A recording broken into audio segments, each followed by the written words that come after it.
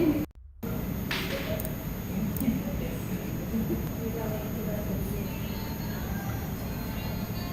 good afternoon to everyone. Before I begin, I would like to know whether you need any clarification related to what we have done yesterday. Just I would like to spend 1 or 2 minutes to know whether you have any doubts or queries related to what we have done yesterday. So, yes.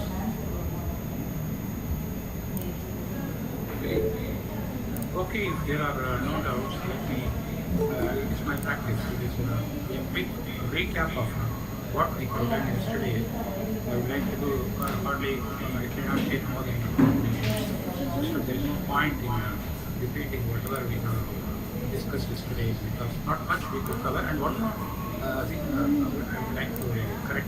Madam, one more thing told me that I will be doing validation metrics. But it is not like that. It is going to be the continuation of what I have done yesterday because incompleteness is there. Yesterday I have introduced need for a tool called name-based classifier. I have repeatedly told you that the name-based classifier is not the best classifier, but still it is used particularly in doing text mining related tasks. Because when we have text data sets, the volume of the data set becomes very large. So in those cases, using predictive models like logistic regression or supported conditions, etc., may be dangerous. So most of the times we make this name-based classifier, but in terms of the accuracy, it won't be very effective. But still, practitioners use it. That is one thing. So I have mentioned how the name-based classifier works. What it does, it computes the posterior probabilities related of this type. So it calculates the probability of A given B. I told you it is proportional to the probability of Pi multiplied by the probability of B given Ai. So it is calculated over all possible classes and the object with these set of attributes. In other words, the instance with these set of attributes is assigned to the class I for which we have the maximum. That is what we have told you. So then I have given you a small illustration based on a categorical data set. Then I went on to Gaussian naive-Bayesian classification. So I have mentioned that why we have to go for Gaussian naive-Bayesian classifier, because if the feature gives values a continuous type of feature where the values, possible values are over a given interval then it is very difficult to calculate the probabilities for each and every state where the feature takes value. So there is a need for some other alternative. So I said, if we have a reason to believe you have normality satisfied, then you can use Gaussian naive-Bayesian. So Gaussian naive-Bayesian is basically used for continuous type of features. So it is something like the height, weight, simple example. When you, in fact, in those data sets which I have given you, like Egyptian soil data or bankruptcy data or urine data set, or in fact I have not sent you wine data. So in wine data set also you can see features which is continuous. So in such cases we cannot categorical navigation. So this is what we have told you. And I said Gaussian navigation works with the help of the likelihood function. So it assumes the feature of xi has probability density function. You cannot like to use, you don't want to use the word probability density. It makes use of the likelihood function. So the likelihood function 1 by sigma yi root 2 pi to the power of minus half sigma yi square x minus mu yi square. They said these likelihoods will be used in computing those posterior probabilities. Again and again, I am using the word posterior probabilities, but I thought at least one of you will ask why I am using posterior probabilities. we have anything other than posterior. Okay, when you consider the probability of any event, normally we don't bother about the past history of the given system. But when I consider the probability like this, probability of A given B, it's not just a simple conditional. So it is the probability of the occurrence of the event PI, even D has occurred. So based on this function, we calculate those probabilities. That is why it is called posterior. That means something has happened. That means we have some prior information about what has happened in the given system. So that is why we use the posterior function. We don't call it prior function. Okay, so it goes like that. So I don't want to repeat whatever we can yesterday. So everything depends on the estimates of the parameters. So when you take the Gaussian distribution, we know we statistics people call it normal distribution. Normal is the same as Gaussian distribution because that is developed by mathematicians. Okay. Circular domain. For example, you must have seen linear algebra, Gauss elimination method. Okay, so we estimate mu yi and sigma yi with the help of the sample data. I said you take you consider a particular level of class. You have seen that you belong to you have seen the class variable takes value from Ci. Now you consider all the instances in grading data set where the class happens to be Ci, and you consider feature-wise genes. So those feature-wise genes will become your estimates for mu yi. And similarly, you consider Sy, not the usual variance. It is called the sample variance. 1 by n minus 1 sigma xi minus xi positive whatever. So why this n minus 1 comes, that you can spend some time on by grading transistors. I don't want to spend much time on it. So calculate the values of the parameters. In other words, we should not use the word calculate. Estimate the parameters mu yi and sigma yi with the help of the sample data and proceed. Okay, so this is what we have done yesterday, and in fact I have told you how to implement this noisation here with the help of Statistical. So all those illustrations were done. I hope you do not have any doubt the result. So just I would like to give another 2 seconds to know clear about what we have done. So if nobody is going to respond, then I would like to proceed further. Okay. So it goes like that. So I said there are a lot of variations. One is Gaussian navigation, understood navigation classifier. The next one is going to be the multinomial. So this multinomial navigation classifier is the second classifier, and then you have complement navigation classifier. These two things are related.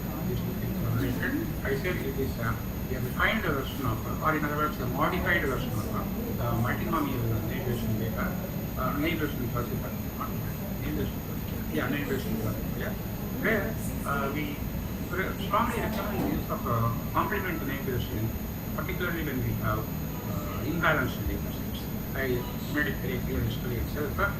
So if you consider the class distributions over the entire data set, there may be a particular class which will have a very small application in the training set. So when we have such a small, only a minority of objects in the training data set belongs to a specified class, you have a kind of imbalance. So fortunately, the data sets which we considered yesterday, the Egyptian skull data set and one more data, non-FC data set, they are imbalanced. They are perfectly balanced. If you have a look at the Egyptian skull data, we had for every class nearly 30 or not nearly exactly 30. On the other hand, when we consider the bankruptcy data set, if I remember correctly, in one group we had 26, in another group we had 20. So there is no imbalance. Okay, so that is one thing. So somebody asked, why when we come to use continuity, you use particularly when we have the continuous feature, the interval value feature. Now, multinomial we recommend when we have discrete features. Particularly, this is going to be useful when we have text data. Before I begin the application of multinomial navigation classifier, I want you to have a clear understanding of what is known as the multinomial distribution. So this multinomial distribution, so if you don't understand this distribution, that the entire discussion may become useless.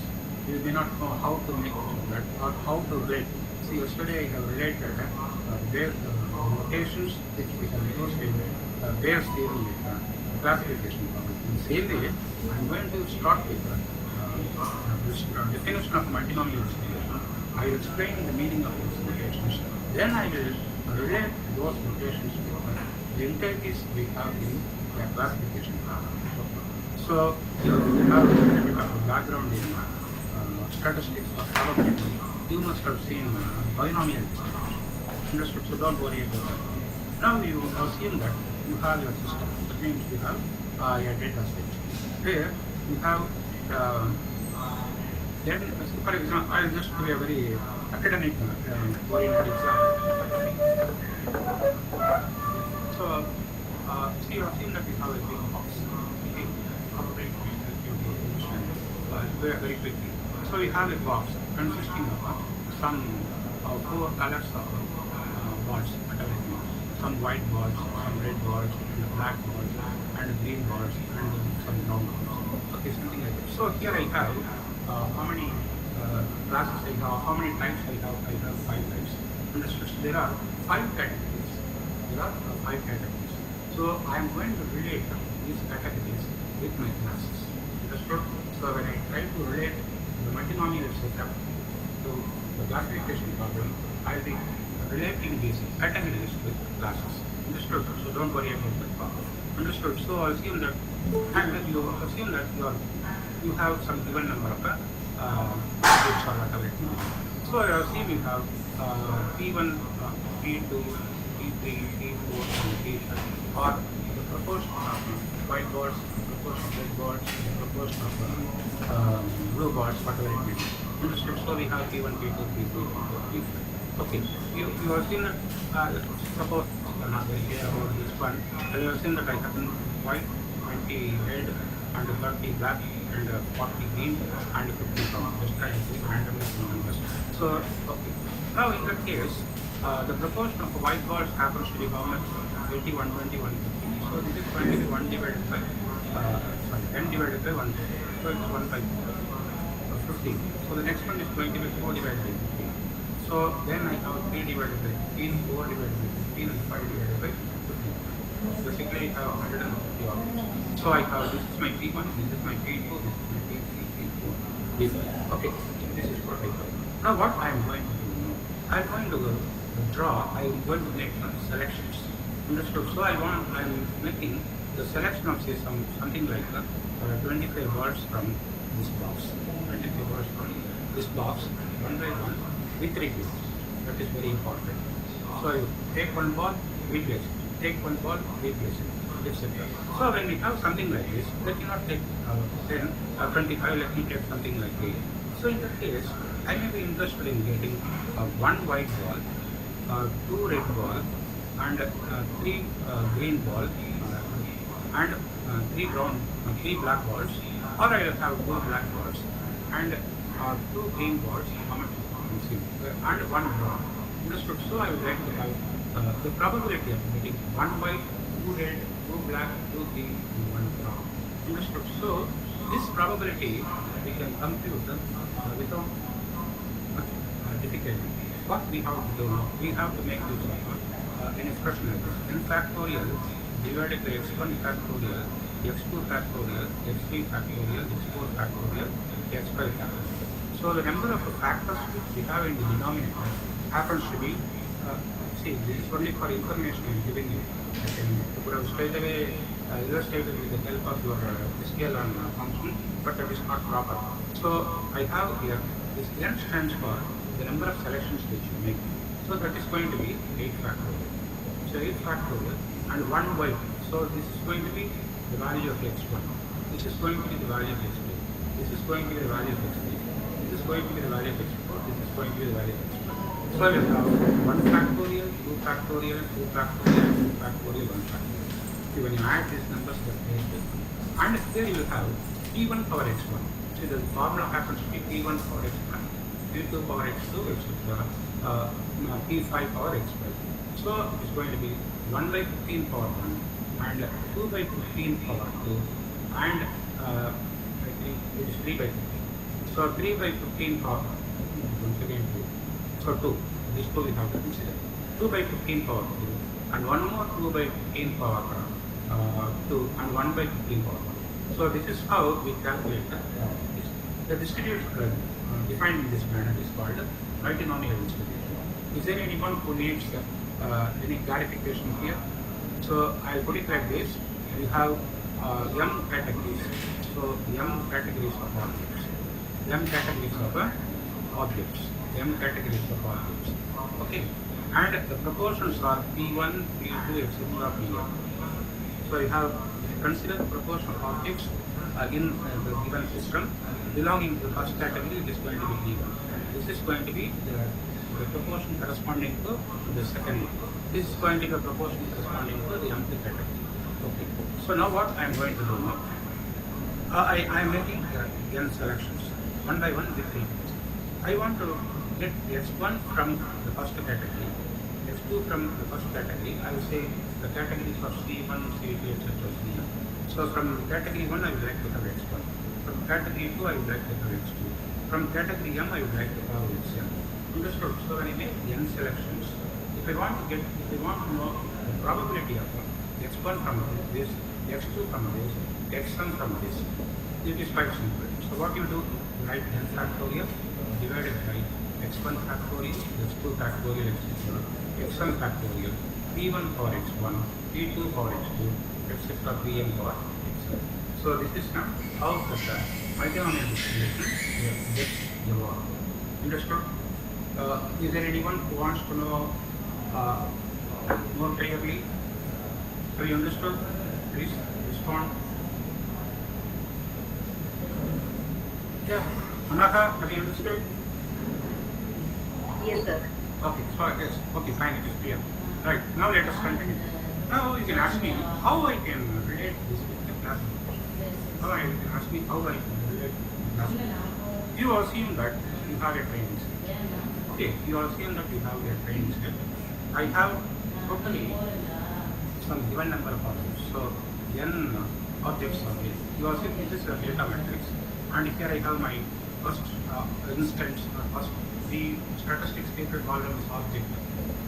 Control science we call them as sample 1, sample 2, etc. I will call them as object 1, object 2, etc. N objects are here. N objects are here. And here I have some features. Features of A1, nothing wrong in using given x1 also. x1, x2, etc. xn. So xp. I have key features. Okay. And here I have the classes. And I have some classes. So here I have some classes. The class can be either class 1 or class 2, etc. Class 1. Right. So this is what I have. Now, what I am saying now, I said when I developed the multinomial distribution, you have m classes. So m categories. So those categories will be related to the C1, C2, etc. Okay. Now these objects are nothing but what we are going to get out of the selection process. So I will be getting some O1, O2, etc. OM, whatever. And once you have an object here, understood, I will give you a very simple example. You assume that you have one document, document 1, and you have another document 2. You have document 3, the document 4, and the document 5. And here I have my keyword 1, keyword 2, keyword 3, and keyword 4. Okay, so I have this one. Okay, now I am saying this is related to sports. This is related to sports. This is related to politics. This is related to the politics. And this is related to the politics. Right. Now, how many classes I have here? I have a lot of documents. A document can belong to either the sports category or it can belong to politics category. Understood? I am talking about the text classification. Suppose a manuscript is given, your classifier must automatically decide what type of manuscript you have submitted. Understood? So it has to categorize whether it is related to sports or whether it is related to politics, etc. etc. Okay, so that is it. And here I have my data. So here in the document 1, I have the number of times. So here I have the frequency. How many times the keyword 1 occurs in the document? See, for example, I may have something like 4 times. I may have 2 times. I may have 3 times. I may have 0 times. Understood? So 1 time, 2 times, 0 times. So like this it is going. Understood? So I have a data like this. Understood? Now, what I am saying, when we have a situation like this, I am saying you can make your multinomial distribution to predict the class to which a particular document belongs. Understood? So, as I have told you, the A1 given BV, this is what we have to consider. So here I have only 2 categories. So I will be considering P of A1 given B and P of A2 given B. That means probability that the particular manuscript belongs to sports category given given keyword 1 occurs 4 times, given keyword 2 occurs 3 times, given keyword 3 occurs 0 times, given keyword 4 occurs only once. Understood? So when I have some information like this, I am saying we can get a posterior probability by considering a small thing like this. So I just calculate the probability of A1. Multiplied by what we have to do now, see here we have to calculate the probability of P1 is equal to K1 is 4, K2 is 3, K3 is 0, and K4 is 1, given it belongs to the sports category. Understood? Now, this probability is nothing but probability of the sports category multiplied by the probability of the frequencies for every keyword there, given the object which even the instance which you have selected belongs to the sports category. Am I correct? Is it clear or not? Say yes or no? Yes. Okay. Now, what I am going to do now, I am saying this is something like keyword 1, keyword 2, keyword 3, and keyword 4. So I said the probability like this you can easily calculate.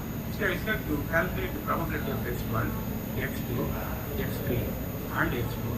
Probability of so this x1 is like keyword 1, x2 is like keyword 2, x3 is like this one.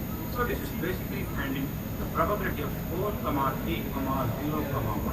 Probability of 4, 3, 0, 1. Given it is from the sports category. Given it is from the sports category. So what do I do here? So here I have to calculate the probability. So what how many cases we have? 8 cases we have here. So 4 factorial, 3 factorial, 0 factorial.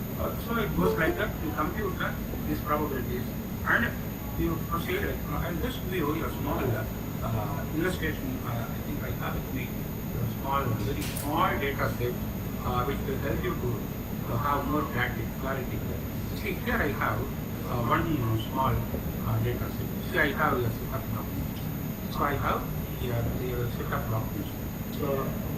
So they are not very big documents. They are only some simple sentences. So well done, good job. Something like that we have. Well done, good job. Okay.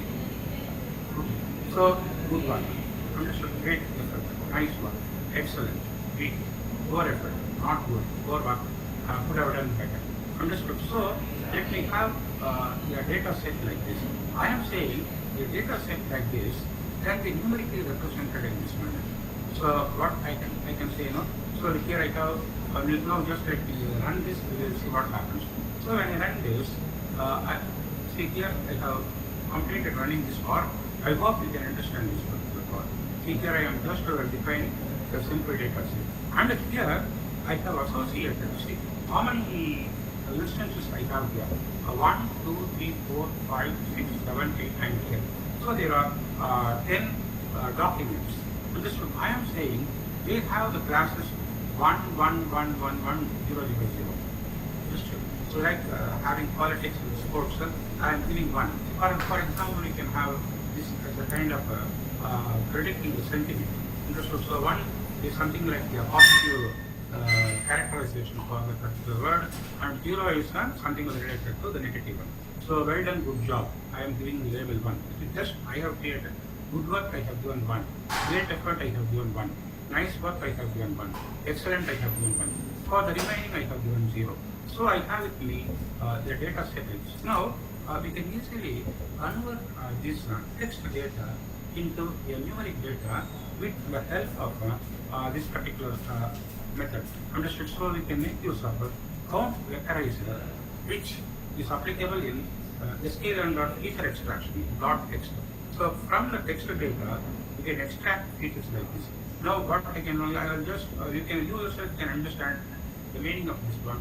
So once I run this, I will be able to get the output like this. So the output is going to be, running.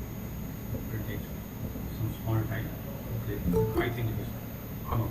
So this is what we have here. Understood? So I have here, how many columns I have here? 1, 2, 3, 4, 5, 6, 7, 8, 9, 10, 11, 12, 13, 14, 15 columns are there.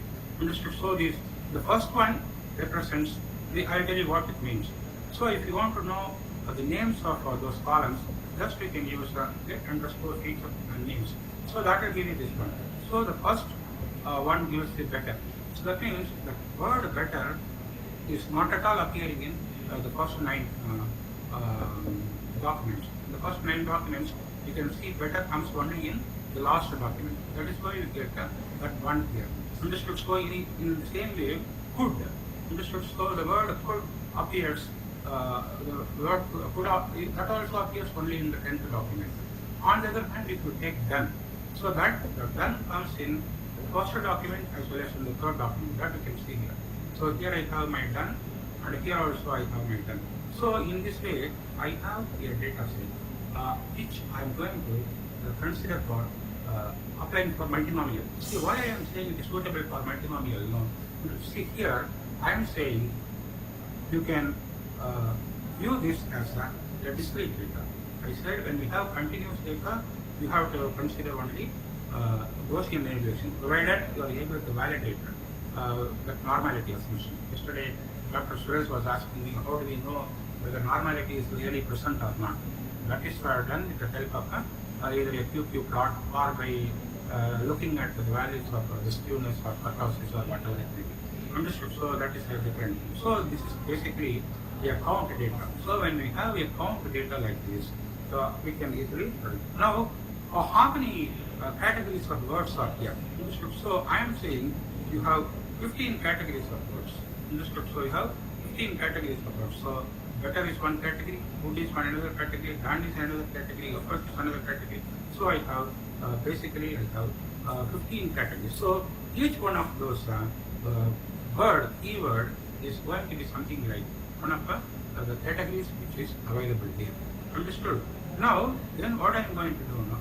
I don't know whether I am making it clear or not. Have you understood? Is it clear or not? Any confusion? Yes, sir. Yes. Yeah. Yes, sir. So I have here this one. Now, if you want, I will do one small thing. Just let me take the small example which is different from this one because it has become very big now. So let me just take this Control C. Control C. Oh, I will just put it here because I don't want to proceed. I will just call this very bad. Very bad. So now I have with me this particular. I have 3 documents. So 3 documents are there. Understood? So let me just put labels as labels as I am just putting an array of array consisting of only 3 items 1, 1, 0. Because the first 2 are something like a positive attribute, next one is going to be negative. Okay, so let me run this. Let's see what happens. So let me convert this. I am going to get something like this. Yeah. So I got this. So I have with me how many rows are there? See, the rows corresponds to documents. So this well done, good job is one document. Good work is the second document. Very bad is the 3rd document. So the number of rows is going to be the documents. That is what I said. Document 1, document 3, document 4, and here I have keyword 1, keyword 2, keyword 3. Okay. So now it goes like that. Now some of you will be worried. What is this? This fellow is giving one example where I can see only ones and zeros. Well done job. I'll just put one more thing. Good one. Because you should know there is an opportunity to get more than one also. Let me run once again. Okay. So now we can see here this 1, 2 comes. Understood? So it tells you how many times this comes. So here we have basically 7 categories of words. So bad is one category, done is one category, good, job, etc. So it goes like that. Okay. Now, what I want to do now, I have with me one particular document. In other words, one particular statement. Understood? So I am saying you are good or whatever it may be. Okay. So just you give good job. Okay. Now I want to know to which category it belongs, whether it belongs to category 1 or category 0. What I have to do now, I have to convert this into a row consisting of how many elements. So you have 7 elements here. So you will be creating one particular row like this. So that particular row, so that means basically you have here 7 features. So x1 is one feature, x2, x3, x4, x5, x6 and x7. Now, assume that we have here 1, 0, 0, 1, 0, 0, 0. Suppose you are given something like this. Now, see this represents a particular word. First word and the fourth word occurs in the particular document. I want to predict the class. So that means what? I want to know whether it is the 0th class or whether it is the first class. Given x1 is equal to 1, x2 is equal to 0 and so on. 1, x1 is equal to 1, x2 is equal to 0, etc. Now I compute this probability and this probability. Now if this probability is no, I put it in the 0th class. If this probability is 1, I put it in the first class. This is what I am going to do. I hope it's clear. Am I correct? Say yes or no? Yes, sir. So yes, I am going to get this. No, I will be putting like this.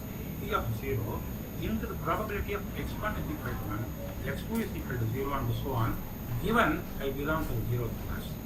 So what I will be doing, I have to calculate. So I have here x1 equal to 1, x2 equal to 0 and somewhere here I am going to have the same thing. Understood? So something like x3 is equal to 0. I will calculate in n factorial. So this is going to be the number of words which appear in your data set in that test instance. And here you have x1 factorial, x2 factorial. So that means what? Suppose here we have 4 words. You will see here we have 4 words. Understood? What I will be doing now, I will be considering 4 factorial divided by the number of times this particular word comes. 1 factorial, 2 factorial, 1 factorial, 0 factorial, or whatever it may be. And here I will have P1. P1 is going to be the proportion of times this particular word occurs among those documents which belongs to the class 0. Can you follow? Have you understood or not? Repeat again. So I'll just put it like this: x1 factorial, x2 factorial. You have seen that you have only 5 words. Understood? So you have 5 factorial. You assume the keyword 1 comes 2 times, keyword 2 comes once, and the keyword 3 comes 0 times, and the keyword 4 comes 2 times. You assume that you have only 4 keywords in the entire corpus. Understood? So you have 5 factorial, 2 factorial, 1 factorial, 0 factorial, and 2 factorial. So this is what I have told you. And here you will have some P1 power 2, P2 power 1, and a P3 power 0, and a P4 power 2. Have you understood? Please? Sir. Yes, sir. Now, the question is, how do you get this P1, P2, P3, and P4? Here, once again, like what we have done in the case of a normal distribution, here also we will be making use of the maximum likelihood distributors. So the derivation is quite simple. It will not take much time. Understood? So about I don't want to trouble you by giving those derivation details and all. So I will be just giving you how to get those parameters. So the parameters are obtained like this, so that this theta hat yi is something like your t yi hat. So it is going to be n yi. N yi is nothing but the number of times the feature I appears in the sample class y in the training stage. Understood? So now you have to see how many times the particular feature I appears in the sample class y in training data set T, and ny is nothing but the total count of all the features for the class Y. Understood? I do not know whether you are able to follow or not. I'll just give a very simple example. You have seen, let me not, yeah, it will take more time if I keep on giving handwritten examples. Yeah. So now let us take this very simple example. Like I have here 0, 1 to 1. I don't mind spending more time on this because you should have maximum clarity. 0, 1, 1. Okay, so this is my keyword 1, keyword 2, keyword 3, keyword 4, keyword 5. Let us stop with only 5. Understood? 1, 2, 3, 0, 4. Understood? So 0, 0, 1, 0, 0. Understood? 1, 2, 3, 4, 0. Understood? Let me have 0, 0, 1, 1, 2. Now you assume that this is the positive class, negative class, negative class, positive class, etc. Okay.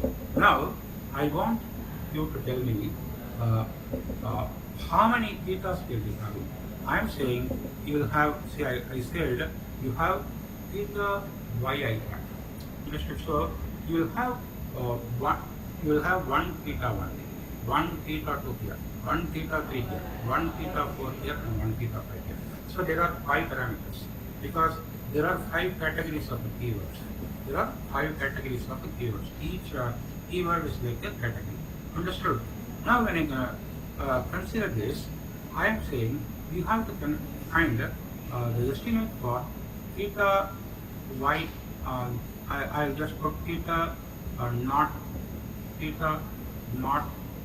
1 hat. So then I need theta not 2 hat. Then I need theta not 3 hat. Then I need theta not 4 hat and theta not 5 hat. So in the same way, I'll have theta not 1 hat means I am trying to estimate this assuming I am in the class 0. This is what I am trying to tell you here. Now please be patient here. Now you have the parameters. So your distribution is something like this. So you have n factorial divided by x1 factorial, x2 factorial, etc. And you have theta 1, theta 2, etc. theta n. So this m is nothing but the number of keywords we have within the entire corpus. And this x1, x2, etc. xm happens to be the number of occurrences. Okay, so I said you have to calculate theta naught. So in the same way, you will have theta not 1 hat. So then you will have theta 1, 1 hat. Understood? Then you will have theta 1, 2 hat. So in the same way, you will have theta 1, 3 hat, theta 1, 4 hat, theta 1, 5 hat. That means I am estimating theta 1 corresponding to this class. I am estimating theta 1 corresponding to this class. That is what I have here. The same way, I am going to calculate this my theta 2 for 0th class and theta 2 for the first class, theta 3 for the 0th class and for the first class. Have you understood? Say yes or no. Yes. So basically how many parameters we have here? Here we have 5 parameters. Theta 1, theta 2, theta 3, theta 4, theta 5. So they are the parameters. So if you know their values, you will be able to get the probabilities easily. I am saying if you want to get this theta, if you want to get an estimate for your theta 1 hat, understood? If you want to get an estimate for theta 1, I should not use the word theta 1 hat. If you want to get the estimate for theta 1, that means the estimate for the proportion of items corresponding to the keyword 1. So it says you go for this theta 1 hat. Now it says you look at the entire training data set where the class happens to be 0, and you count the number of times this particular keyword occurs. So this ny1, so the one which is given in the numerator, happens to be in for the first word is going to be 1 plus alpha. This is, don't ask me what is alpha. You give me some time, waiting time. I'll tell you what it is. So this is my 1 plus alpha. Then what I will be doing now? This ny is nothing but the total count of all features. That means what? Can anyone of you tell me what is the ny? Ny, total count of all features belonging to the class 0. So it will be 1 plus 2 plus 1 plus 1 plus 2 plus 3 plus 4. That means you have 4, 8, 14. So this 14 plus you are going to have 5 alpha. This is what the Taylor has given. Understood? So now 5 alpha, 2 alpha, 2 alpha. I'll tell you what it is. Now, in the same way, I'll come back to this. Now, if I don't give this explanation, when I make use of that multinomial NB function in Python, you will not be able to understand.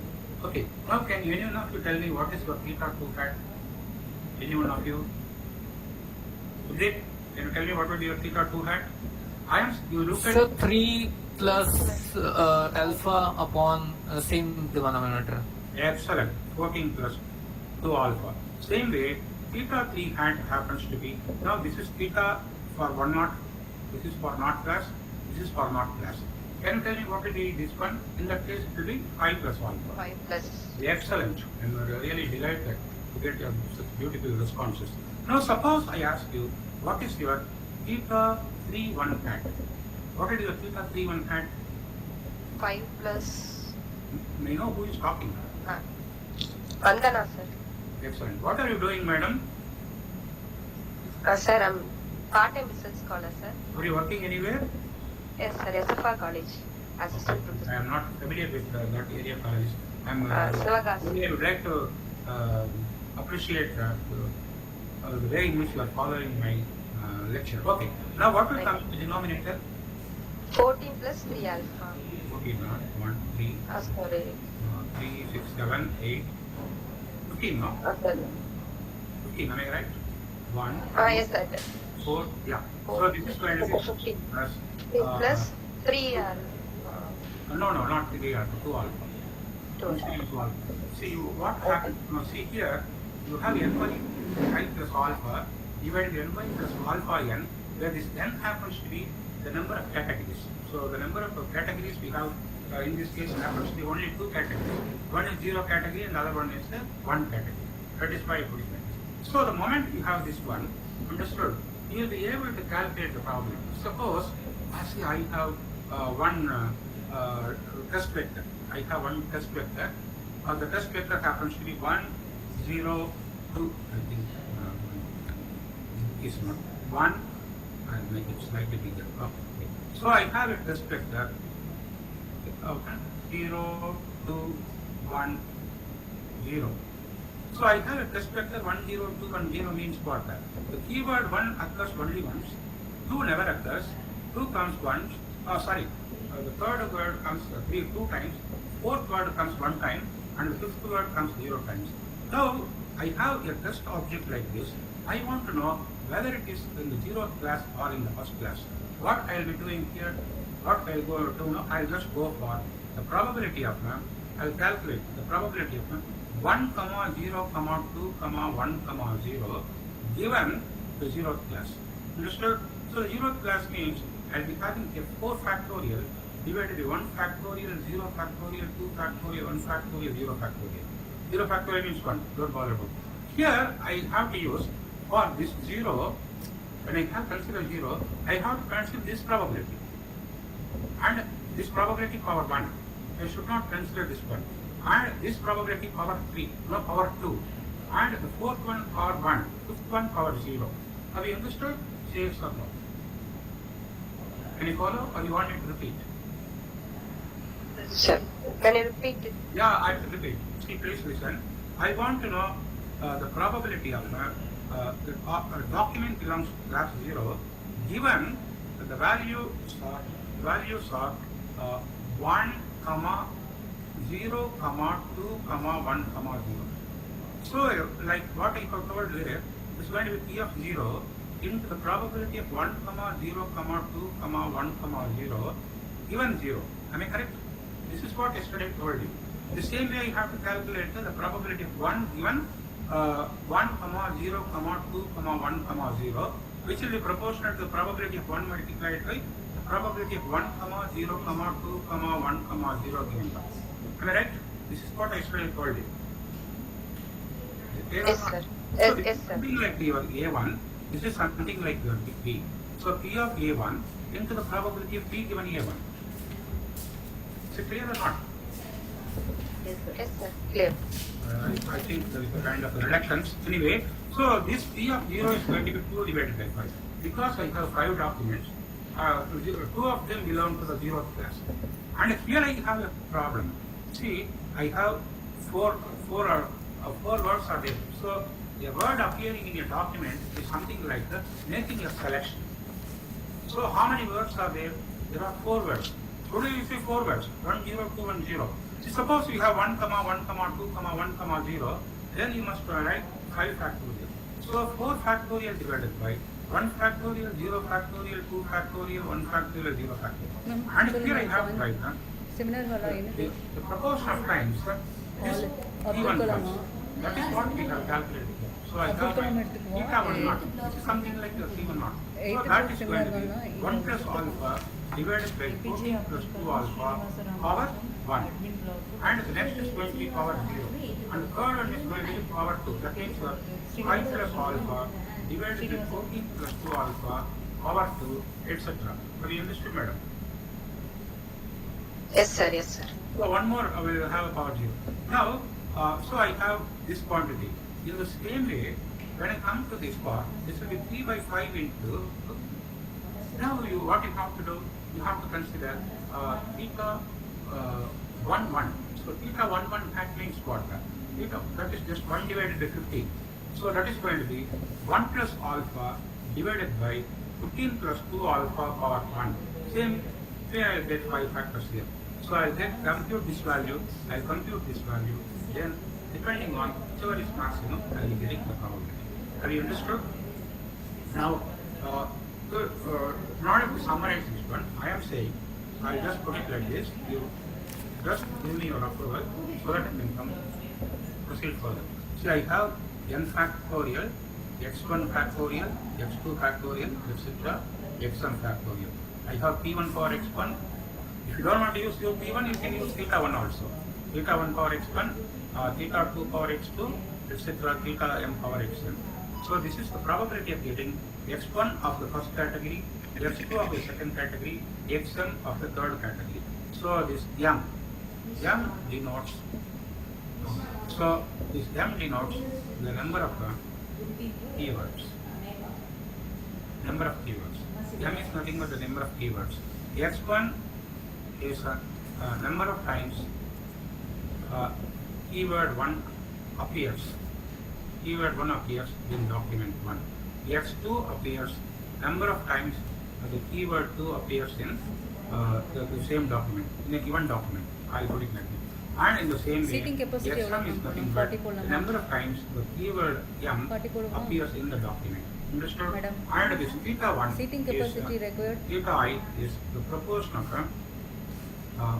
this is going to be the proportion of documents consisting of your keyword 1. Understood? So this is what we have to do. So now if you are, so this probability will be calculating for each one of those classes. We will be assigning a particular document to a given class for which the posterior probability happens to be the maximum. Have you understood? Yes or no? Yes, sir. Okay, now what I have done now, see, if I have time, I can give you some explanation. I have worked out how those probabilities are calculated, all those things, because normally I am a person who will never accept things as it is. Seating capacity 40 okay va? What I have done now, I have Seating capacity computed the 40 okay probabilities, va? then I have compared what is coming out of that output, and we use microeconomy, then we all those things like out. Then, so I hope you have understood what I have spoken this now. Is there any doubt? இதுவும் அந்த register கிட்ட தான் கொடுக்கணும்னு நினைக்கிறேன் ரெண்டும். Yes. Any doubts we have? போயிட்டு வந்துருமா இந்த டைம் இருக்குல போயிட்டு Now, வந்துருமா? Suresh, are you there? வாங்க. Yes, sir. Yes, sir. Yes, sir. Yeah. I hope things are Yeah, clear. I understood, sir. Yes, sir. Now, please listen. See, for all those people, I request everyone to pay attention, because, listen, whenever you try to do, or whenever you, particularly when you are involved in research, you will try to propose some algorithm, or you will do, try to do something. Understood?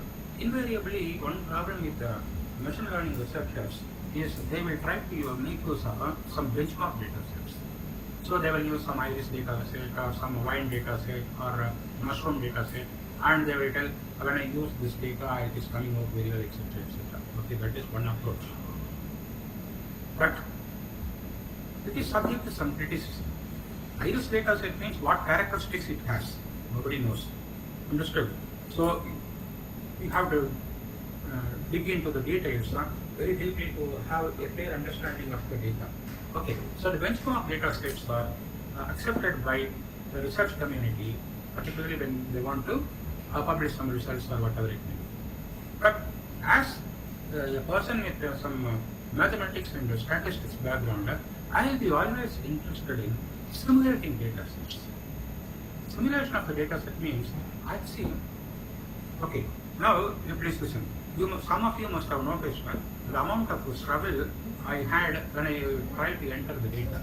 Okay, now you will assume that I want to get one data set consisting of 10 documents. I want to get one data set consisting of 10 documents. Understood? With some 15 keywords. Understood? So keyword 1, keyword 2, etc. Keyword 15. Understood? So this I would like to construct very quickly. Understood? And also I have some idea about the maximum or the number of times a particular word, the number of words a particular document can come. Here also we can have a kind of randomization. Okay, that is not a problem. So what I am trying to do, okay. So assume that all those documents have something like நம்ம திருக்குறள் மாதிரி வச்சுக்கலாங்க. Understood? So you assume that there are plenty of words. So plenty of keywords are there, but in any document you have only 7 words, because in first line you have 4 words and in the second line you have 3 words. Okay, 7 words are there in every document. I will put it like this. Now I want to get a data set like this very fast. I want to get a data set like this very fast. I want 100. I want 100 documents. I want 1,000 documents. I want 2,000 documents. How do I do it? Yes, we make use of we perform what is known as simulation. We simulate data from a given distribution. So now I have convinced you that for analyzing the text data, that multinomial distribution appears to be. I'm very careful in my words. I'm saying that is the best, because in the world nothing is best. Always we can criticize. So appears to be the best distribution. So now I'll give you, there are plenty of functions available in Python. See here, I am going to give you one small function. So if you want to generate some 5 documents, let me show you the data, very small data. 5 documents, where each document has only some 5 words. Okay, some 7 words I like. Understood? So, but the number of keywords happens to be 1, 2, 3, 4, 5. So I have only 5 words. It is a very artificial data. Understood? So 0.1. So this 0.1 means the proportion of documents which contains the first keyword is only 10%. This is going to be 20%. This is going to be 10%, 50%, and this is going to be 10%. This is so. This is something like your the first argument happens to be. So let's have a look at this. Now you have for every distribution mechanism. So np.random. So when you consider np.random multinomial, the first argument is going to be n. So that is going to be the number of words. Number of words in a document or in a sentence or whatever it may be. Okay, and then here I will be having a list. I don't know. It is not a list. It is a thing. It is a list. So here you have a list. So here you have a list consisting of a list of length which is here, it is nothing but length is going to be the number of, so it is going to be the number of keywords. Please listen, this kind of tricks will help you when you do research. Understood? I'll tell you what more we can do. So a list of length, that length is going to be the number of keywords. Understood? So number of keywords, for example, if you take a Tirupura, you will have thousands of words. So it will happen like that. Okay, so this is the. Now I want to know, here I would like to have the number of documents. So here I would like to have the number of documents. So this is the syntax of your multinomial function. So when I run this function, we can see what happens. So when I call np.random multinomial 7, 7 means I expect I am saying you can have exactly 7 words. That is also a very dangerous assumption, but don't bother about that. Understood? So the proportion happens to be 0.1, 0.2, 0.1, 0.5, 0.1. See, that means when I give these probabilities, you should know what interpretation you have to give.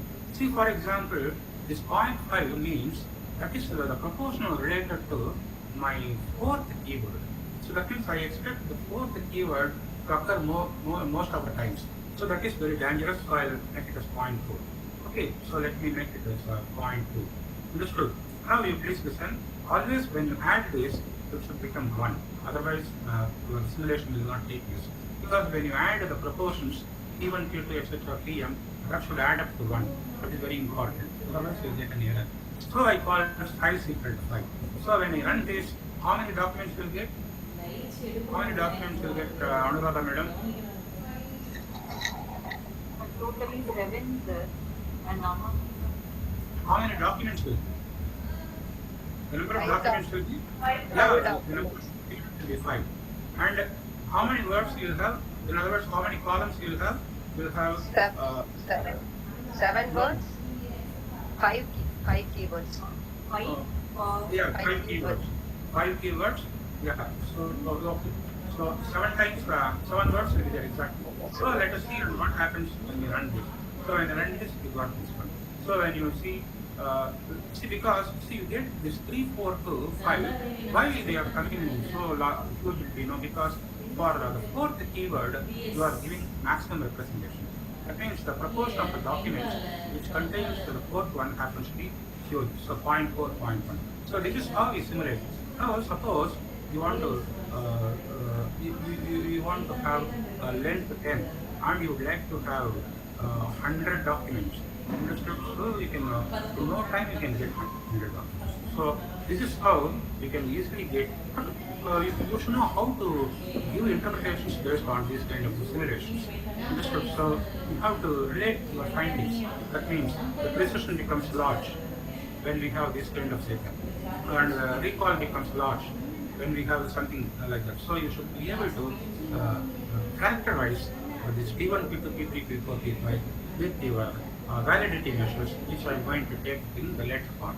Probably I will stop with this multinomial duration classifier, because if I keep on doing all those things, it will take more time.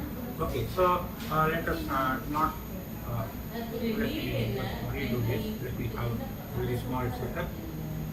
Okay. I have this. Okay, so when I run this, I'm going to get somewhat so let me so you can tell why. So I have some 10 documents will like to have. Okay, so I have with me my 10 documents. Okay, now what I am going to do now, see, now you can please listen. Let me go back to my presentation. You should know. See this theta y. See here I have to relate these documents with some classes. So that I am doing with the help of my list like this. So I am having here. See, first of all, one small thing which I would like to tell is here how many documents we had? We had 10 documents. So I am saying we have 3 different classes. Understood? So I have 3 different classes. The classes happens to be first class, second class, third class, first, third, second, 1, 1, 2. So just I wanted to have a kind of a division. So let me just run this. Let us see what happens. So when I run this, goes like this. So it is 10 comma 5. Now you remember, so this is going to be my x. So the output is going to be this one. Now when I run once again, the output is this has no because seed I am removing. I want to have different outputs at different points. But 20 is too much. I don't like to have 20 occurrences. Let me have some small number like something like 7 will come. Okay, so let me have something like this. Okay, now I have 3 classes. So the first document belongs to first class, second belongs to second class, third belongs to third class, etc. etc. I hope it is clear. Correct? Please say yes or no. Have you understood Yes, what sir. I have done? Yes, sir. Yes. So I have done this. Now what I am going to do now, I am going to call my multinomial NP. Just like what I have done in the case of Gaussian NP, here also I would like to have an instance of that multinomial NP. So you have to include like this. From scalar.name, would you like to do along with me or whatever you tell I would like. So I'll just put it here. So I'll put it in the third box.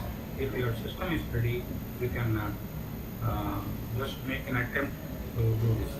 Yeah, so just. Yasmin madam, are you there? Yes, sir. She's not talking. Probably she's angry at my work. So this goes like that. So I have simulated. Okay.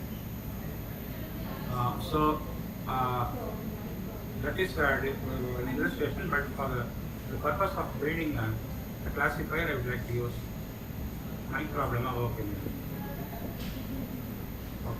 So I have created this. Now I am going to give the classes. So arbitrarily we are defined. Here also we can do simulation. It is not very important. So I am filling even this also. So I am filling this also. If you wish, I will just wait for some time.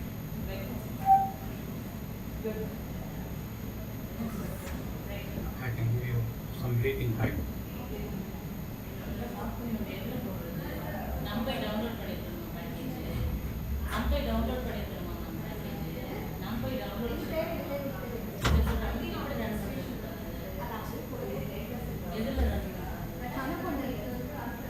Are you doing, Madam Mantana, Madam? Yes, sir. Doing it. You want me to wait? Yes, sir. I'm doing it. Yeah. Once at least one of you should complete so that I can proceed.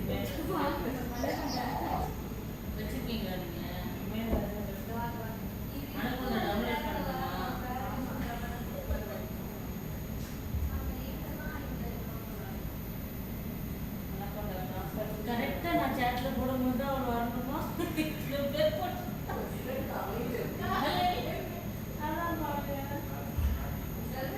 Okay. நேத்து எனக்கு கூப்பிட்டாருல Up, Nagaraj. Anaconda download பண்ணட்டா Anaconda பைட்டானா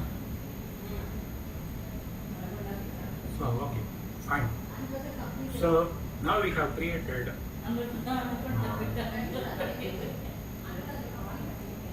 So now we have created the training data set. So we have I have put up to the predict also. Okay, so up to predict we have come. So the prediction is over. Now you please listen. How this classification is done. So just let me go here. Let me run this particular part. Here, not yeah. So when I do like this, now you please listen. I will be happy if you can tell me how this works. How this works. Can you help me? What is the meaning of this predict probability? See, in the given problem, how many classes we have? 3 classes. 3 classes we have, and we have 10 instances. Now, what is the actual class for the first one? One minute. I want to know whether there is any misclassification taking this. Now I'd like to test your memory power. Yesterday we have seen how to test. I said you can take to support this one is a confusion matrix.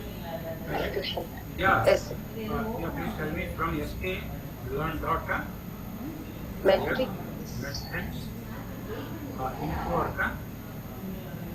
Confusion matrix. confusion matrix. For confusion matrix, let me check whether there is any printing mistake or typing error, etc. Now I would like to know my confusion matrix. So let me have my confusion underscore matrix. So it will have two things. One is it will have the true class and the predicate class. Am I correct? So the true class happens to be y. Am I correct? Here we have y. 1, 2, 3, 1, 3, 3, 2. Okay, and the predicted class happens to be the CLF dot predict. Yes. So it goes there. So let me put it in this and let me run this. Let us see what happens. So I have here my confusion matrix. Is it acceptable for you, this confusion matrix? See what happens. See, in fact, you learned a little more about this one. You know how to create a heat map also. Am I correct? Yes, sir. Exactly. Yeah. Well, now I want you to recall and tell me how do I create that heat map? Yes. Import matplotlib dot pyplot SDLT. Yeah. Import matplotlib dot Pipe dot.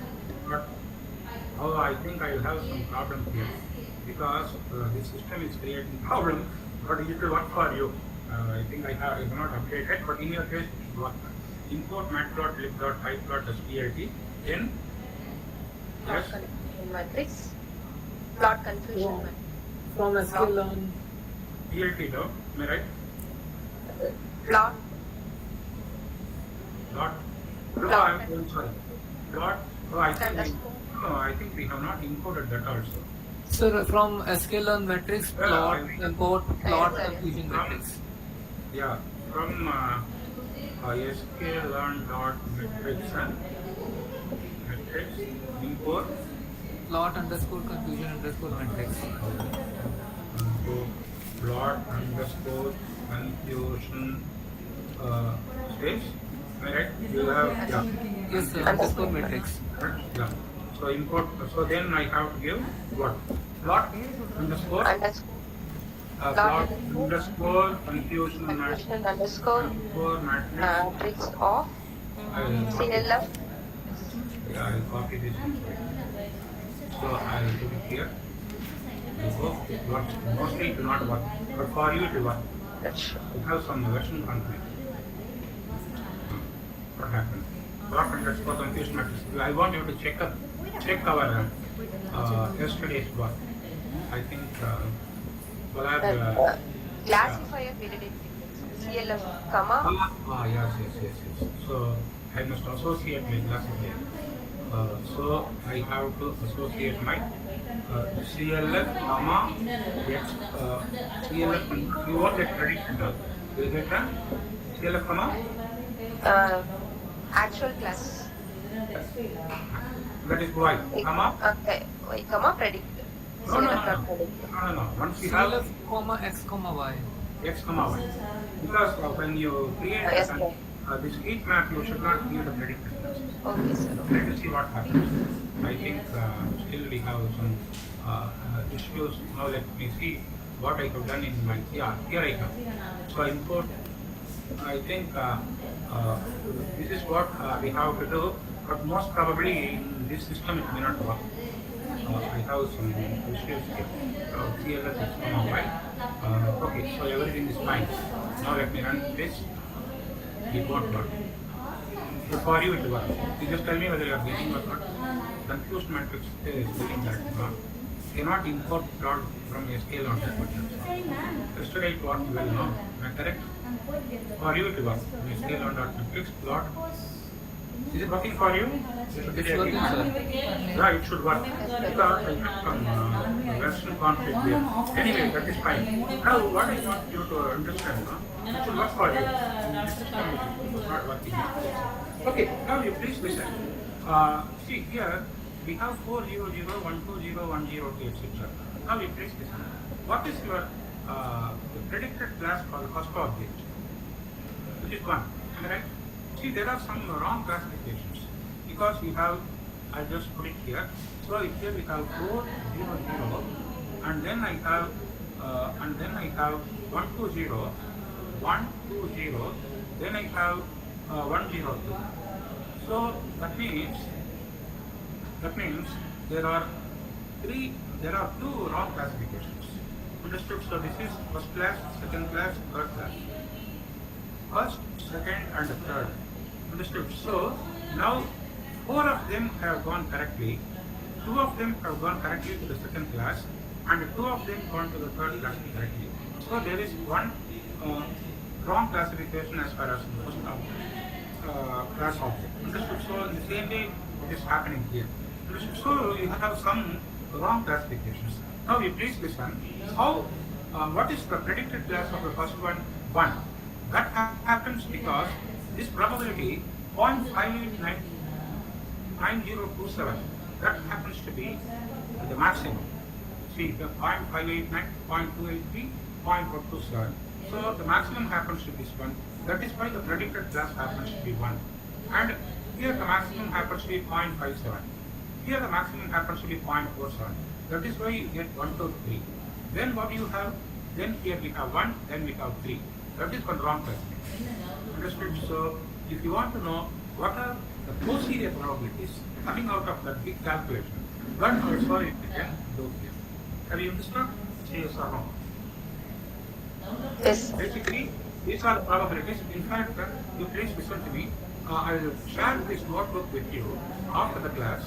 Here I have illustrated how those posterior probability calculations are done here. So I have taken one small data set because I have fixed my random scale as well. So I don't want to take a different answers.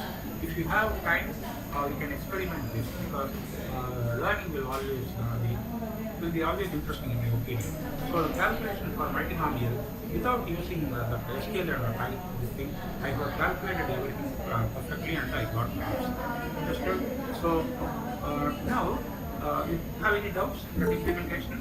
Yes or no? If you have any doubts, please feel free to ask. No, sir. Okay. Now let me go back to this particular part. See, when I consider how I had, I said I got ny plus alpha divided by ny plus alpha n. You should know what is that one. See this ny plus alpha divided by ny plus alpha n. So this n is nothing but the number of classes. So this n is nothing but the number of classes, and this alpha is called alpha is known as Laplacian smoother.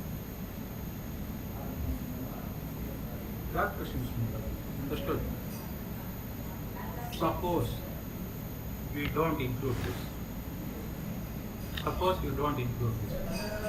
What is likely to happen? Yesterday itself I have given a small indication. What will happen if you don't include that? Can anyone of you predict what will happen? Yes? See, this ny is nothing but the number of times this particular feature appears in class level I. Yes or no? Can you follow? Yes, sir. Yes, sir. I think somebody is talking, voice is breaking. It may result in 0, sir. Excellent. Who is that? Sir, Ganga Devi. Yeah, excellent. So this NYI, suppose in a particular class CI, so you have a set of documents where all of them belong to the class CI. So what will happen now? If you take a particular feature like XI, understood? So in none of those documents which belong to the class CI, you may have this NYI is equal to 0. Therefore, what will happen now? your estimated probability will become 0. See, I said we are going to use theta y1 hat, theta theta 1, I'll put it as theta 1 not hat, theta 2 not hat, theta 3 not hat, some theta 4 not hat. Now I said we'll be using here for this theta not 2 not hat something like this. Number of times the feature x2 occurs among those documents which belongs to the class 0. So if this belongs to 0, the entire probability will become 0. Am I correct? Yes or no? Yes, sir. So that should be prevented. So see, after all, these are all only the estimated probabilities. So they are not really trustable. So we have to do a kind of a smoothing. It is almost like the smoothing which I have explained yesterday in the case of NB Gaussian, where we have done variance smoothing. The same way here will be adding a constant alpha, a very small constant. Understood? So by default, in all your implementation, your alpha will become 1, alpha will become 1, and then here we have alpha n. Now suppose this nyi becomes 0, understood? So what will happen now? You will be getting here alpha divided by ny plus alpha n. So you can prevent that product becoming 0. That means the posterior probability can be prevented from assuming the value 0. So that is the main reason for using this Laplacian smoothing. So this is something which we have to understand. So the same thing we will be doing with respect to. So when alpha is equal to 1, it is called the Laplacian smoothing. And if you prefer the value less than or equal to 1, you can, that is called Krishnan smoothing. Now you can ask me what value I have to use. You cannot give a ready-made answer for this one. So it all depends on your parameter tuning process. So you have to see, you have to instruct, you have to run the sequence of values for alpha, and you have to see for what value of alpha your classifier what's given. So this is what I wanted to tell about multinomial classification. Do you have any doubts? Please feel free to ask. If there are no doubts, yeah? No, doubts? sir. No, sir. So I hope it's clear. Now I want you to experiment on phone. Now please remind me so that I can share this workbook with you. Understood? Okay, so that is one thing which I wanted to tell you. Now, see, 3 more things are pending. Now it is almost like 3:20.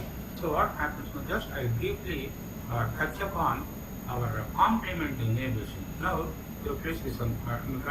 Madam who responded to my question of the Laplacian smoothing happens to be my student. She is working for her PhD degree under my guidance. So she is working at the area called recommended systems building. There also you can use Navigation classification. See this work. Listen to me. Now when we have recommended systems, you have what it is. I never hide too many things, but we have to hide certain things. We cannot be very transparent. It may lead to exploitation, but I can find plenty of problems for my own survival and for the benefit of my students also. Now, what we do now? We take the instances. I said in document, this is open for everyone. Anybody can try. We probably, if somebody tries in some way, we are try in some other way. That is the research is wide open. Understood? Only thing is there should not be any coincidence. Now we place this in. I said you have document 1, document 2, etc. Document L, and you had keyword 1, keyword 2, etc. keyword. Okay. Now I am saying that multinomial is suitable specifically for building for doing research in recommended systems. So what will happen now? Instead of documents, you have a user. Understood? So you will have user 1, user 2, user 300, user 100.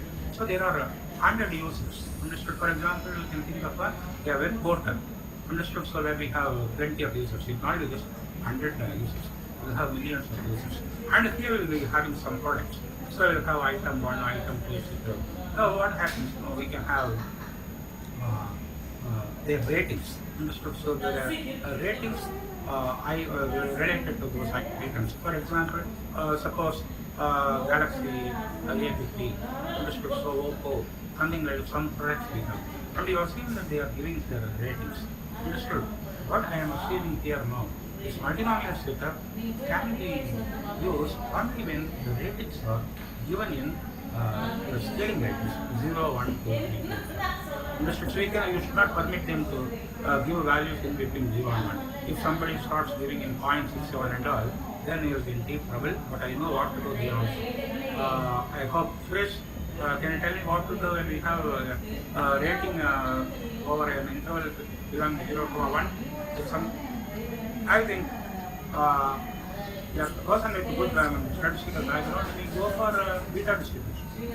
Beta distribution first time. Correct? Yes, sir. Beta. Always escape. Understood? So that's why I am saying, if you have adequate background in statistics, that's why I am saying, you should have a clear understanding about mathematics and statistics if you want to do good quality research. Understood? We don't, so far I have not published, I think I have published only one paper during my tenure in KLU, because I rarely publish papers and rarely guide students also. Only when I am thoroughly convinced. But for the benefit of some students, I have gone for some low quality, but never we have paid a single penny for publishing any of our articles. I will never do that. If a day comes like that, probably I have to commit suicide. Then that is how I have lived. Okay, now let me come back to this point. So if the ratings are given in 0, 1, 2, 3, 4, nothing prevents you from using multinomial. So you have, for example, I can have just, I have some, let me have a same book, so now I have one small data frame. I was seeing that we have 0, 1, 2, 3, 4. I have 5 users and 4 items. Yeah, 6 users and 4 items. And the ratings are given like this: 3, 4, 0, 1, 3, etc. etc. Now, what is the main job which we do while building recommender systems? You may not know the rating which you can expect from a particular user for a specific item. What did you see? So you may be having an item like 4, and you for some purpose, or some marketing purpose, or for something like a promotional scheme or advertising, you may be interested in knowing what is this likely rating. That means how we can predict this rating. So whether 4 can be used, or whether 3 can be used, or whether 2 can be used, or 1 can be used. So you should know how to predict that one. So in these cases, with some little refinement of your manipulation classifier, you will be able to do that also. Understood? Probably today morning, Dr. Prakash told you something about the multivariate regression model. That also you can use. Understood? So you can use as your response variable. That means your dependent variable, the ratings. Ratings can be taken as response variable, and the products. Understood? So what happens? So the unknown rating will be taken as a response variable, and the available values will be taken as the regressors or the predictors. And you can make use of linear regression models also, and you can do that, and you can use extension of logistic regression. Understood? So we will have some extension of logistic regression for zero response variables receiving the values different from 0 to 1 watts, 0 and 1 watts. Understood? So some counter distributions we can do little bit of a refinement. So scope is there, but there is no willingness on our part to work hard. Understood? So I used to tell when I was in the Madras University, I used to tell this boy, I can call him this boy or so phrase, we are lethargic. We Indians are we don't bother about anything, and we compromise on so many things. Now, he knows about a research scientist named called Gordon Live. When I was here, he called me out with done a small research related to this. Just you see the amount of dedication they have in their research. They have a laboratory. Understood? So they have a group of researchers who produce plenty of papers, not just ordinary papers, all high quality papers. They don't make any payment, as far as I know. Understood? So now we have invented new ways of publishing papers and producing PhDs also. And Dr. Suresh knows I will not take even a cup of tea or coffee from my research scholar. You agree with me or not, Suresh? Yes, sir. Yes, sir. Yeah, yes, sir. I agree, sir. When a research scholar undergoes his viva, I will not take lunch provided with. I am a man of that type. Understood? Everything may look strange in my case. So let us proceed with this. I was telling something, I have gone somewhere. Why we have gone? This is the problem with me. Understood? So this Laplacian smoking becomes necessary if you want to prevent the factor of receiving the value 0. Understood? So then what happened? I said, how do we decide the value of alpha? Definitely the value of alpha will have an impact on the quality measures. We said we have some validity measures which will help you to assess whether support estimation is good or naive using method is better or K-N is better. So all those things we should be able to do. So now in the remaining, I am not willing to give any break because yesterday we wasted a lot of time. I think our participants also started leaving. Should I give any break, madam, for about 5 minutes? Madam Sumitra or anybody from the organizing committee, people have started leaving. You want break, madam? Yes, sir. Yes, sir. How much break, madam? 1 hour or 5 minutes? 5 to 10 minutes, sir. 10 minutes, okay. So we'll be back at 3:35 in our system. So 8 minutes I am giving so that we can remember the timing. So we'll come back and continue at 3:35. So when we come back, I will definitely do validation. Okay.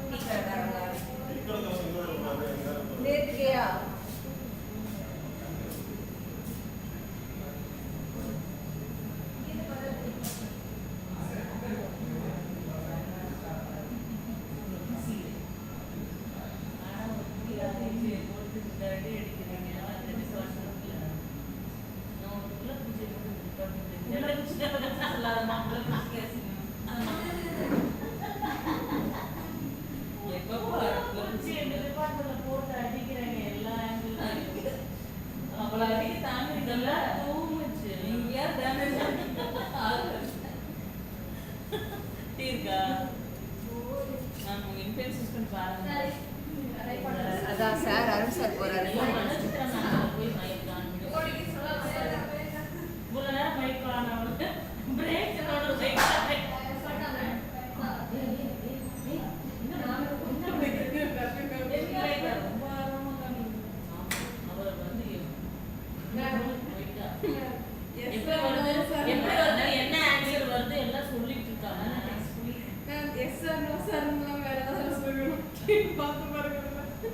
நீ UG என்ன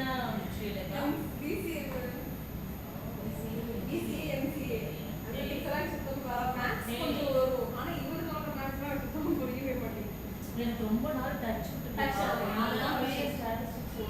நான் ஸ்டாட்டிஸ்டிக்ஸ்லாம் பட்டாசா பண்ணுவேன். நான் touch விட்டு போச்சு.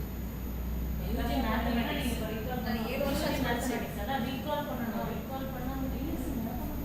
இன்னும் இவ்வளோ நாள் எத்தனை நாள் சொல்லிட்டே தான் இருக்கேன். யூஜி மேத்ஸ்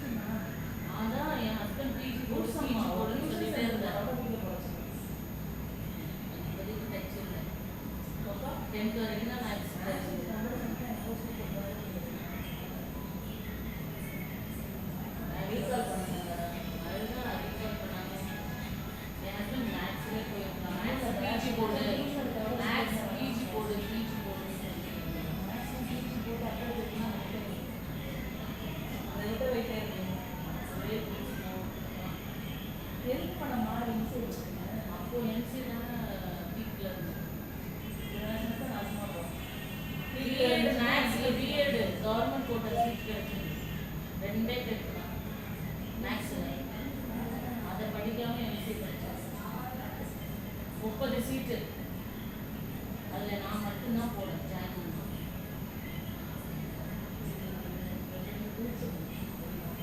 அதான் லைஃப்பில் நினச்சேன் நான் லைஃப்பில் கடந்து வந்த மோசமான நாட்கள் தெரியாமல் எம்சி வந்து என்னோட பாதையை வாழ்க்கையே சீர்திட்டு போச்சு. நேரம் நான் பிஏ முடிச்சிருந்தா கோர்சிங் இன்ஜினியரிங் வாண்டது மேத்ஸ் போய் நான் சயின்ஸ்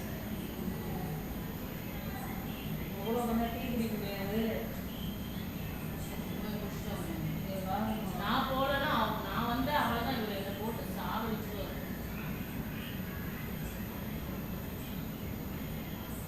பாம்புக்கு சொல்கிறாங்க எங்கே போனாங்க ஏன் டீ ஸ்டால் ஓப்பன் இல்லையா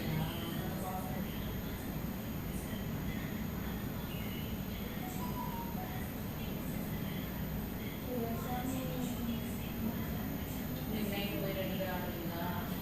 நீங்கள் 2 பேர் ஆடும்போது ஹஸ்பண்ட் என்ன பண்ணுவாரு? நீங்கள் 2 பேர் ஆடுறீங்க ஹஸ்பண்ட் பார்த்து சொல்லுவாங்க பார்க்க மாட்டாரா? ஆடுறதே பார்க்க மாட்டாரா? சைனிங் வராது ஆடுறதே பார்க்க மாட்டாரா? அவர் நீங்கள் ஒரு சுட்டு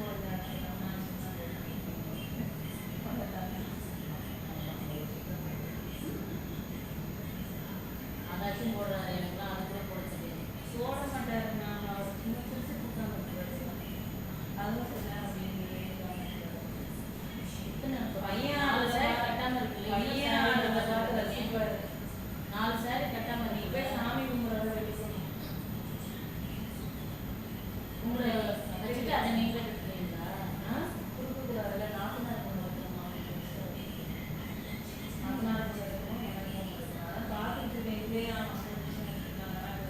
எப்படி இப்போ ஆர்டர் பண்ணி எப்போ நாளைக்கு வருமா? வராங்க எப்போ சாயங்காலம் போலீஸ் போகிறோன்னா இல்லை ராஜமேலே மாமா பார்த்துட்டு வர மாதிரி இருக்கும். அது சரி மற்றவங்க பாம்பே அதெல்லாம் என்னத்தை இருக்கீங்க பாம்பே பாம்பே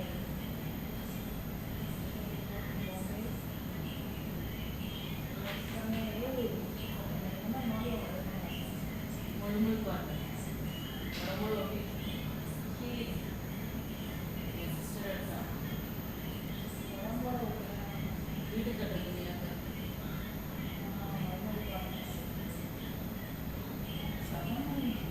ஆமாம் அதெல்லாம் 1000 இருந்தால் என்ன இப்படிதான் இருக்கும். வீட்டு கட்டுற குறையாட்டி இருக்கும். ஆனால் நல்லா இருக்கும். கட்டிக்க நல்லா இருக்கும். சாஃப்டாக பிளாக்லாம் அட்டகரமாக எனக்கு இந்த ஸ்டஃப்பு பிடிக்கலன்னா நான் எவ்வளோ டிசைன்னாலும் எடுக்க மாட்டேன். ஸ்டஃப்பு பிடிக்கலன்னா உடம்போட எனக்கு ஒட்டக்கூடாது. என் ஹஸ்பண்ட் எடுத்துட்டு வந்துருக்காங்க. உடம்போட ஒட்டுற மாதிரி தான் காஷ்மீர் போய்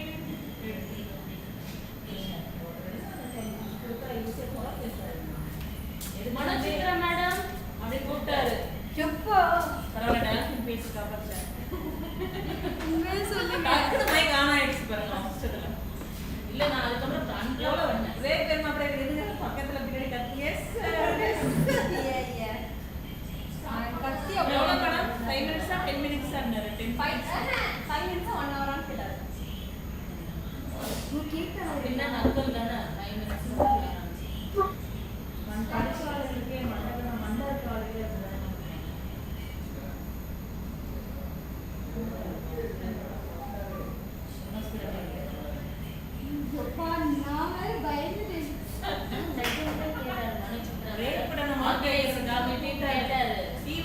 நான் சொன்னேன் yes sir we need break 5 to 10 minutes. Ma'am வந்திருக்கா உங்களே மேம்? அப்புறம் 8 minutes இல்லைங்க மேம் அங்கே இருக்கான்னா வந்திருக்கோம்.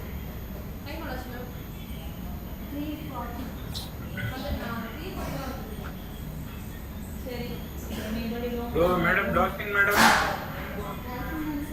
Sir, you can start the session, sir.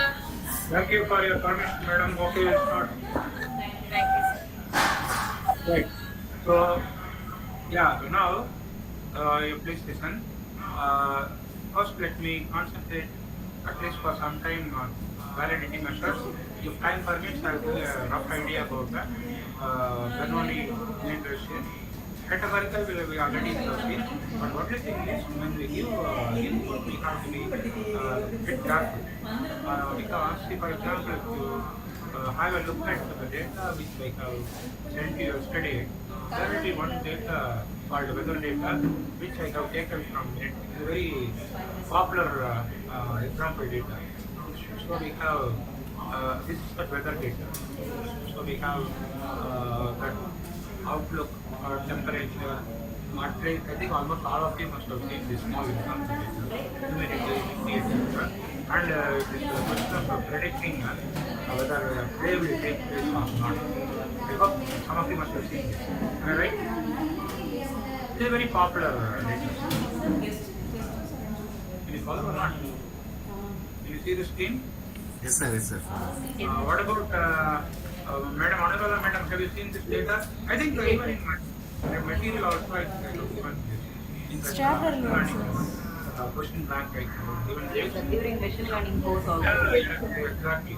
So if you want to predict whether the play will take place using an aviation study, play will take place or not using aviation, we have used the last category, categorical aviation. This is something related to what I have illustrated this study, that cricket players both. So here we have all categories. Sunny. Okay, immediately. I am not going to do anything. Please remind me, I will send you the notebook only for those who raise any question, because others may not know the matter. So, this is so far I think all of you are using Colab. In case you have successfully installed your Anaconda in your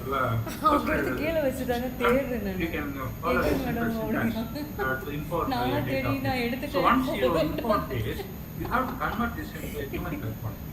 So that the conversion we can do with the help of this ordinal encoder. So in SQL and the pre-processing, we have a component called ordinal encoder. So that ordinal encoder will help you to encode the data into numerical form. So just you write ordinal encoder to store it under the name EMC. Then if you give EMC.fit underscore transform DFM, it will automatically convert this one. Understood? So that entire data set will be converted into this particular part. And here I have used that last column I have sliced here. Understood? I have used the last column in the data set gives you the classes. For that I have sliced. So this is your target part. Once you do that, you can just call categorical enumeration and then start doing this. I hope you can follow. You want to ask anything here? Please feel free to ask. It is quite simple.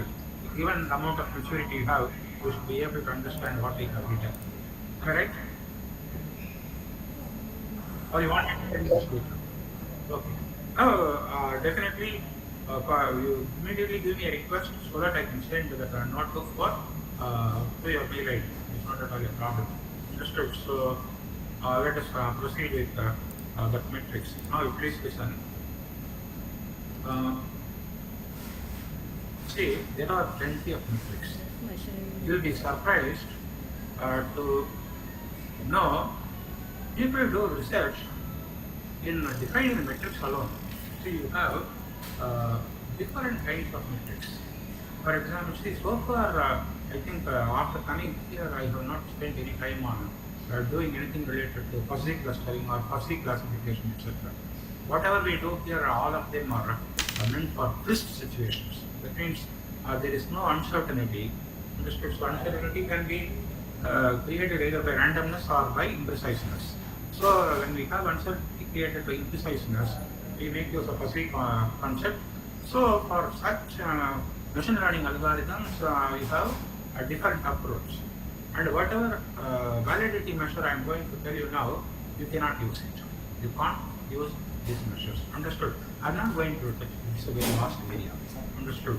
So now what I am saying now, we have some validity measures.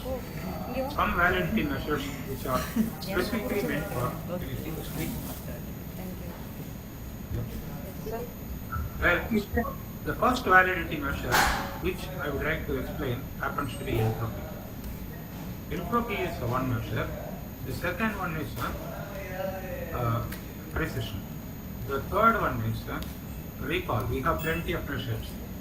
Just I am going to give you a feel of this, but so the moment you understand these concepts, you should be able to self-learn yourself. So then we have F measure or F1 measure, all are same. So apart from this, we have many more measures, like partition, whatever it is, partition entropy, etc. It's not very important. Okay. So then some of you have this confusion. What about this select coefficient? Select coefficient we don't use for this kind of supervised learning process. That is mainly used in the case of a clustering, where you not have any prior information about the classes from which the classes to which the objects in the training data set belong. So this will not work. So I am going to concentrate only on entropy, precision, recall, and decomposition. Now, the most interesting measure happens to be the entropy. I am going to tell you how we compute the please listen. Whether you want to calculate entropy or precision or recall or exponential, everywhere you begin with the confusion matrix. Confusion matrix is the starting point of everything. For example, when you take, I think I have one confusion matrix here. I think somewhere here I have some confusion matrix. Don't worry about the particular part. So I think let me not waste.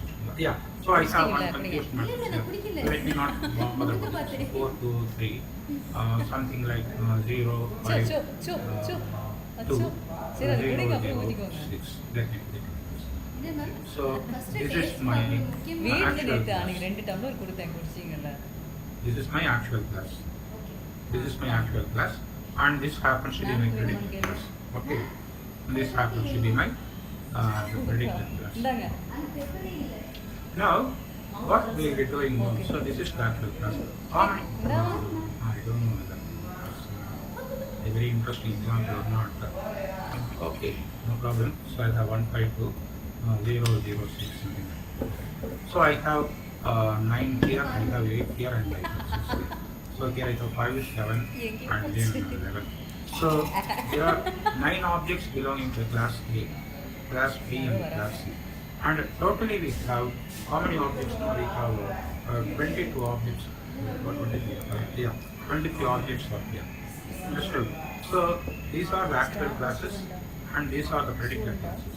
Now, when I divide each row in this confusion matrix by this 9, the row total 9, I get here 1 by 8, 5 by 8, 2 by 8, 0 by 6 by 6.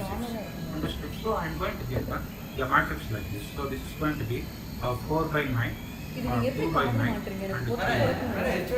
So I am going to get here 1 by 8, 5 by 8, and 2 by 8. And here I have 0, 0, 1. This matrix is called the precision matrix. This matrix is called the precision matrix. Matrix of precision. So these are the precision values for given class. So here I have my actual class, and here I have my predicted class. Now, if you have a look at these ratios, if you add them, the sum will become obviously 1. Because we have divided that by the row total. Have you understood? See, the distribution of instances belonging to a specific class over various predicted classes. I repeat my sentence. 4 by 9, 2 by 9, and 3 by 9. So what happens is we have totally 9 objects belonging to the class A, and they are distributed over different predicted classes. So this 4 by 9, 2 by 9, 3 by 9 is the distribution of the objects belonging to the class A over the various predicted classes. Yes, sir. Okay. So now in the same way, I have 1 by 8, 5 by 8, and 2 by 8. So these are the distribution of the objects belonging to class B over various predicted classes. Finally, you have 0, 0, 1. Okay. Now, what I am saying now, make use of this thing and you can calculate the rotational list and the entropy. See, for this class you have one entropy. For every class you have one entropy. E1, E2 and E3. So for every class you have an entropy here. So now how do I define the entropy for my class D1? So it is going to be minus 4 by 9 into log 4 by 9 to the base 2. Understood? And then you have minus 2 by 9 log 2 by 9 to the base 2. And finally you have minus 3 by 9 log 3 by 9. So this is my entropy. So generally speaking, and similarly when I am clicking this writing, otherwise they are kind of incomplete machine. Log 1 by 8 to the base 2, minus 5 by 8, log 2 by 8 to the base 2, minus 2 by 8, log 2 by 8 to the base 2. And my E3 happens to be 0, minus 0, minus 1 into log 1 to the base 2. This is what I have. Okay. So this is how I compute the entropy. Now generally speaking, if you are familiar with probability, EI, the entropy for the class I is nothing but the expected value of minus log Pi to the base 2, which happens to be minus sigma Pi into log Pi to the base 2. Am I right? I over Pi. Is nothing but the number of classes. Is it correct or not? Okay. I am saying, okay, so here I have given you the computation process, but if I calculate this is how you have to calculate the entropy. I am an average cost.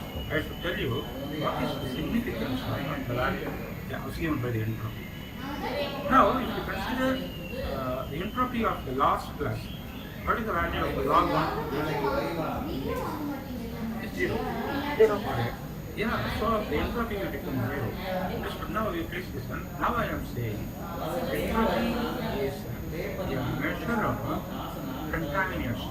Entropy is basically, they will use different terminologies. They used to call it a measure of information. So that terminology we use when we create a decision trees. So as far as validity measures are concerned, I will call entropy is the level of the contamination. Contamination is not something which you don't want to happen. So it's not pure. So it is impure, contaminated water. Correct? So water is contaminated with something else or whatever it may be. Let me not teach English. I am very weak in English, that is a different thing. Okay. So it is basically a measure of contamination. Now, if the entropy value is 0, the entropy value is 0, and the level of contamination is 0. That means you have the perfect situation. See, this is what happens. See, when I have my E3, my entropy value happens to be 0. So what happened? I had 6 objects belonging to the first class. All the 6 of them have gone to one particular predicate class. What more do you expect from this? So that is not the most ideal situation. So if the entropy values are 0, understood, then you can tell you have a perfect situation. So the level of contamination is 0. That means your clustering, your classifier is working very well here. Understood. On the other hand, if the entropy value is more, so for example, when you have 4 by 9, 2 by 9, 3 by 9, now if you have 3 by 9, 3 by 9, and 3 by 9, you have maximum contamination. Understood. You cannot expect worse than this one. Because it is not equal in favor of each one of those available classes. For A class, 3 of them go. For B class, 3 of them will go. For C class, 3 of them will go. Understood? So in that case, your entropy value will become maximum. Understood? So the entropy value gives an indication regarding the quality of your classification. So if the entropy value is small, you can tell that classifier is a very good classifier. Understood? Can you follow? See, it's a no. So I am not going to computational details. Sir, now join the machine learning course must have come across almost all examples which we have given here or copy pasted from that only. The attendance were put sir. Join Yeah, I have given the same thing. So this is my confused matrix. I have same example because no time for me to reframe this. So after all, it is only process. So here I have the precision matrix. Now from the precision matrix, I can quickly compute my entropy. So here the entropy values are defined like this. Entropy value you can calculate by just using any calculator. But only thing is normally being a measure of information we use 0, 1. Therefore we use log PID to reduce to. But as far as I am concerned, nothing will go wrong even if you use some other base. If your intention is mainly to compare whether this entropy is more or other entropy is more. For example, for the same Egyptian data set, if we use supported convention, the entropy will be something. If you use an negation classifier, the entropy will be something else. Now, if the entropy is more, you put it in the dustbin. So, prefer a classifier whose entropy value is less. Understood? Can you follow? Say yes or no. Okay. Yes, sir. Okay, so this is one small thing which I wanted to tell. All these explanations I have given, but the computational details we are not going to consider here. So the next one is coming to the precision, recall, and the F1 measure. See, the first stage is the precision. Understood? So here, precision values are basically the values related to the distribution of objects belonging to a particular class with respect to different predicted class. That is what we have explained. Now, எனக்கு அவர் voice வேண்டாம் please if you divide by column Thank you for the totals, session. you Tomorrow get we will recall matrix. see for Understood? See, session third. recall matrix And, is supporter basically of the vector power of function. the power which Thank you. a class Thank you, attains Amanda. when you use a particular classifier. So when you divide by 85, 45, I have 35 and 25. So 45, 40, 0, 85. So here I have the predicted class. I'll just put it here. So let me have something like this. So instead of dividing by this thing, suppose I divide by 5. 4 by 5, 1 by 5 is 0. Understood? And here I have 2 by 7, 5 by 7 and 0. And here I have 3 by 11, 2 divided by 11 and 6 divided by 11. So here I have the predicted classes. So this is the power of the predictor, how much a class is able to recall when a particular classifier is used. So it has more power here. So it is able to, so this particular target class, this predicted class is able to recall majority of the objects belonging to this one. So precision is the distribution with respect to the predicted classes. And this recall is the distribution with respect to the actual classes. How well the values are distributed over various predicted classes. That is what we have. And you can be happy if the value is high, as both the precision and the recall are expected to take a very high value. But individually speaking, we don't go with the precision value or recall value. Normally, we go with the help of an average of the precision and the recall. So we will be calculating what is known as the F measure value. So F is basically the harmonic mean of the precision and the recall. See, for the precision is going to be Pij, and the recall happens to be Rij. So this is for precision and this is for recall. This is now obtained by dividing by the number of objects in a particular class, and this is the number of divided by the number of objects in the predicted class. Understood? So we take the average of this one. Now if I take an average of this one, Pij plus Rij divided by 2, and if I call this as an average of the predicted and average of the precision and the recall, I am a fool. I cannot average such quantities like this. The precision and the recall are basically two ratios. Am I correct? Say yes or no. Yes, sir. So when we want to see, in fact, whenever I used to teach the fundamentals of data science,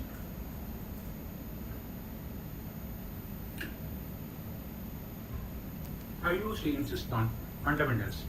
See, people will think that they know everything, but ultimately, yesterday I was telling you, when I joined in Loyola, I was thinking that I'm the greatest human being on the earth. Understood? Then no point of time I was pulled down, not by anyone. They never laughed at me. See, I am a very sensitive person. If something is taking place around me, I can easily sense it. So I understood that I am a misfit there. So I did not run away from that particular thought. Understood? I stayed with them. I have made use of them to the maximum extent. That led to my development. So in the same way, yesterday I told you, you should be very, very good in your fundamentals. So fundamental, whatever Solamari foundation building strong and best. Have you understood? So foundation should be strong. Understood? So you've given the measures of location. So I am saying you have a mean, median, mode. Let me not teach the basics. Mean we have, median we have, and mode we have. Understood? So let me not. I think already I have taught people like Gurpreet. They are in online immersive data science program. So in mean itself we have 3 different approaches. One is arithmetic mean, the other one is geometric mean, and the third one happens to be the harmonic mean. So generally, when we try to find the average, understood, of the quantities based on the ratios, it is always better to go by harmonic mean. Harmonic mean is the best measure of average. Understood? That will give you, that is a good measure of location of the values which are based on the rates and ratios. Understood? So it is not a statement available in gospel. Understood? You have to understand why it is like that. Why you have to go for harmonic mean? Why not arithmetic mean?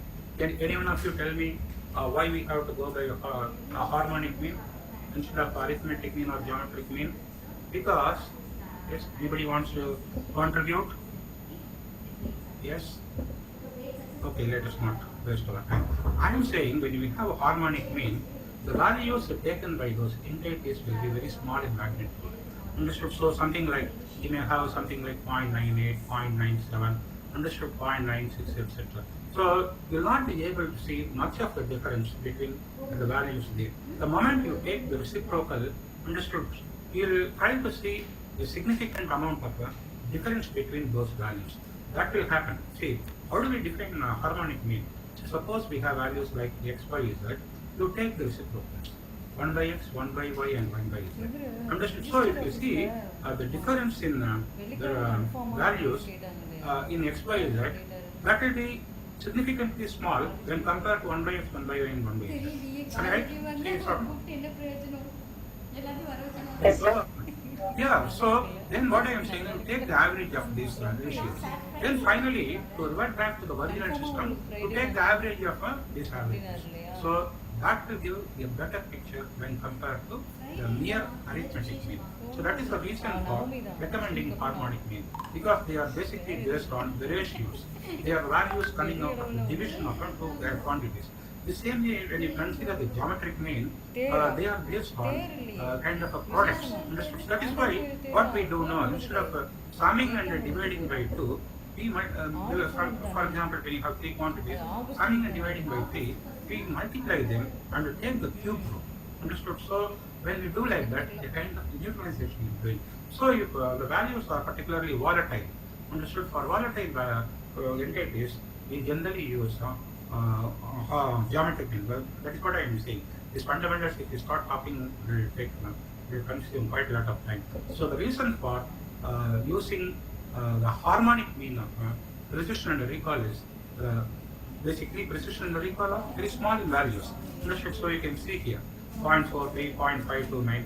So we don't just average them, you take the reciprocals. Understood? See, for example, when I have 2 numbers, x and y, 1 by x plus 1 by y is the reciprocal. The average is this. Then I take the reciprocal of this. This is same as basically 2xy divided by x plus y.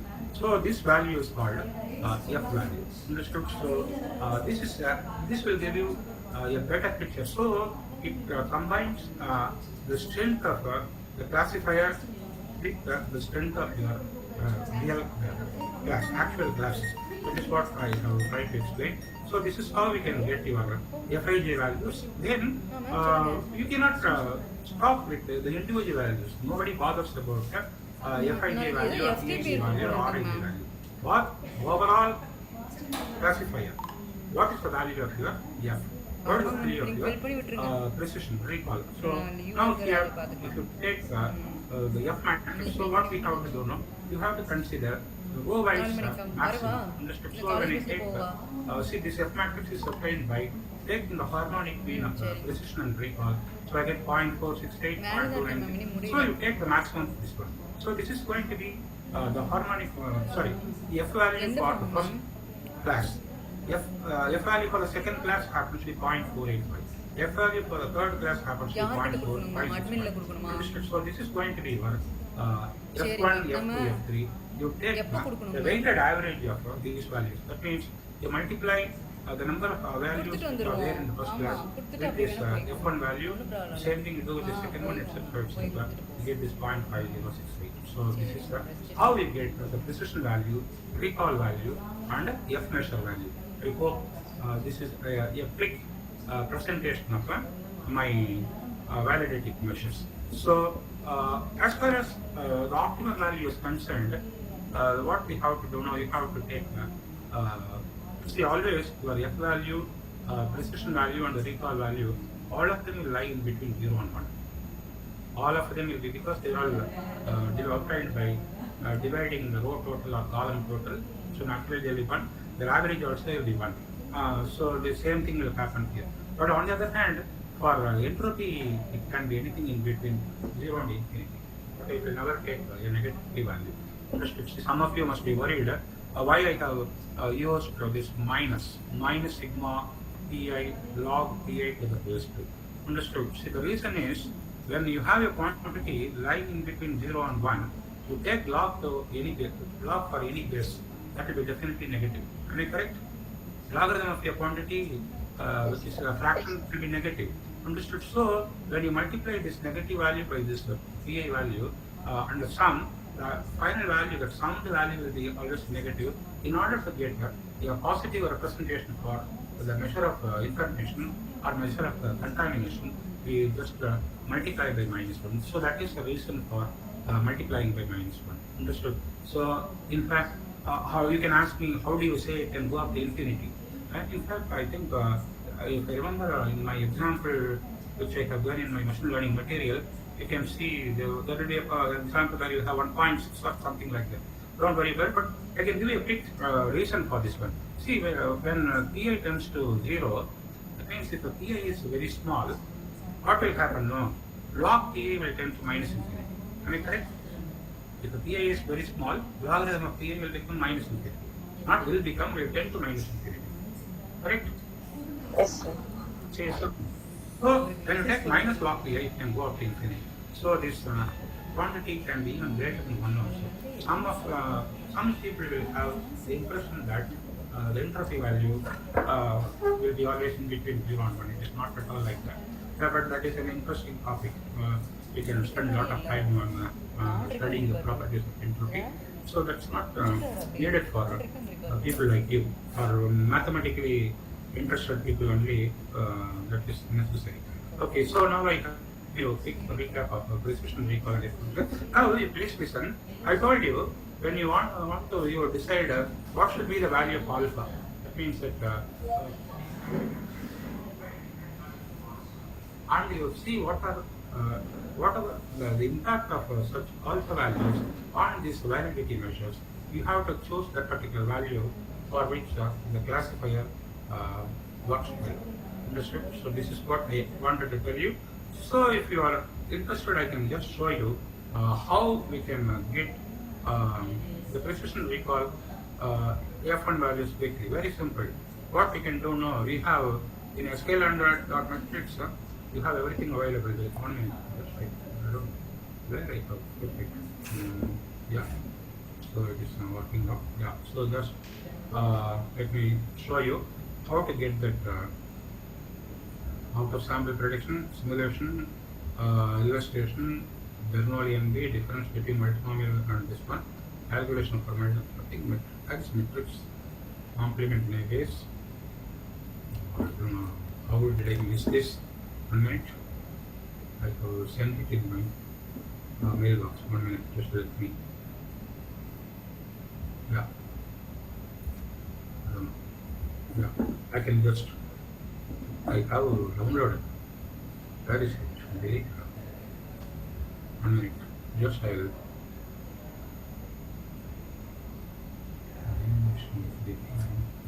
Okay. Let me just open it. Open. This is hello. Last modified. Navigation.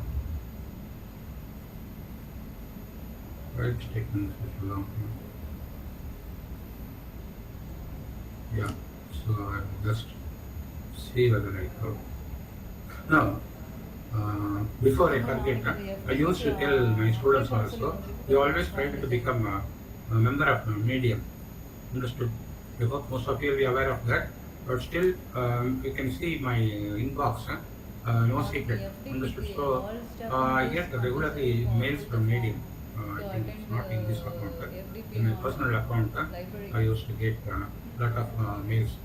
Because that will give you a very good opportunity to know what is happening currently. Understood? So, so I used to get a lot of. I think I have one separate folder itself for medium. No, let's not waste our time. Okay, let me. Where is today's?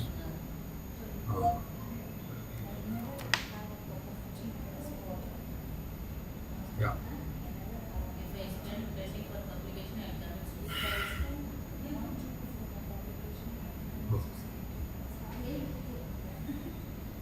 Okay. It's downloading this one. Download. Yeah. So let me put it here. Let me put it in users. The users. Very simple idea. In case something goes wrong, suspect to maybe it's FDP1. This I will open now. Yeah. So let me open this. So when I open this,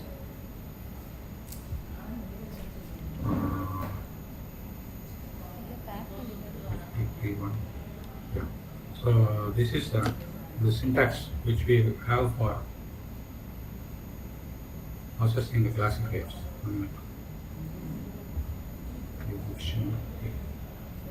Lookup sample relation, Bernoulli difference between this calculation for categorical measures.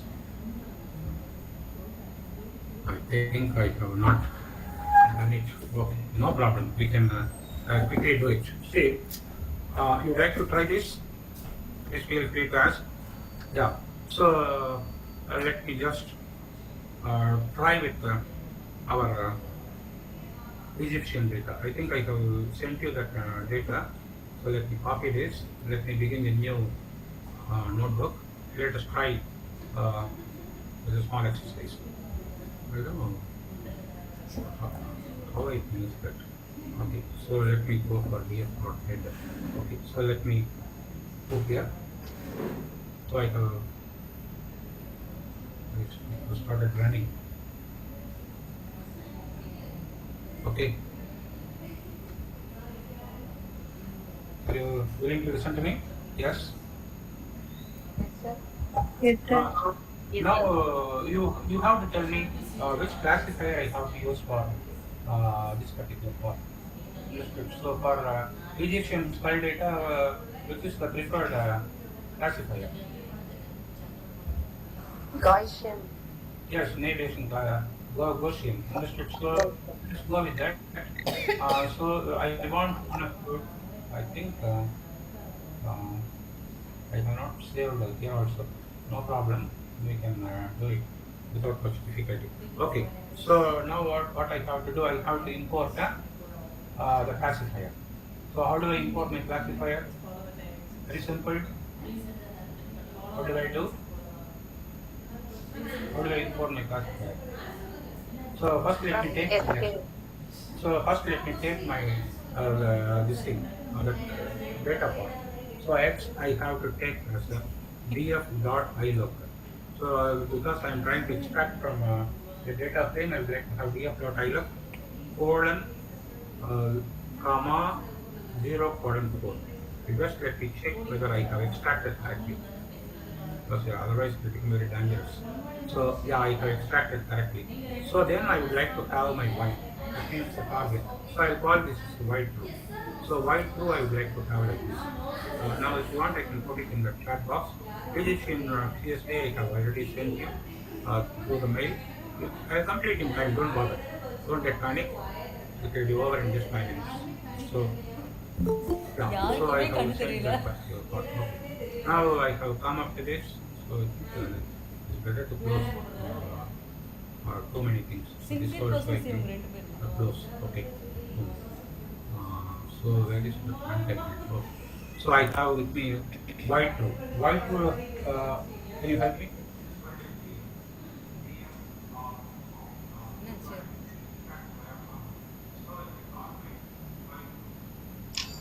Y true, I have y underscore true. Y underscore true, if I ask, I'll be getting the values. So no problem. So as I have mentioned here, so this is a band of series. So band of series we cannot use. We have to reshape it. Understand? So that reshaping I would like to do by making use of import. Otherwise you'll get error. Understood? Import numpy as np. I'm going to convert that into an array. Y true is equal to np dot array of y true. So just I am overwriting that. So np dot array of y true. Now I will just repeat. Then I will be reshaping y true. I would like to reshape as y underscore true equal to y underscore true of 150 comma 1 y underscore true dot reshape. Okay, just let me check whether I have completely right. So y underscore, yeah. So I think just let me ask the shape y true dot shape, because it should be a one-dimensional point intake. So they ask the shape, this will be an error. It's not a function. So it is just a identifier. So it should be 150 comma it has become two-dimensional. That is why always I used to check that. Yeah, now it is correct. So this also I put in the chat box. You can quickly do this. Don't worry, I can complete in no time. So I have completed this part. Now what I am going to do, I am going to calculate import right sk learn dot name underscore base import Gaussian NP. Just let me check whether it is free from any technological error. So now what I am going to do now, I will be initializing my classifier. So Gaussian, I am running under the default system. I want you to go through the help document to have a clear idea. Then I would like to have CL dot pick of x comma y, pick of x comma y underscore sorry to say coming out well. Okay, so it is done. So not at all the problem. So I have done the prediction. So now I want to do the prediction. So y underscore predict happens to be what CLF dot predict of am I right? Please confirm. Yes, sir. We have done after this. I don't know how much I have sent you. And after this step I have sent. So now I will be sending you this. Control C. I will be putting this. No problem. So I will be having this one. So I have after this. So I have come up with this. So now I am ready for my next step. Understood. So what I am going to do is find the next one. I will be having my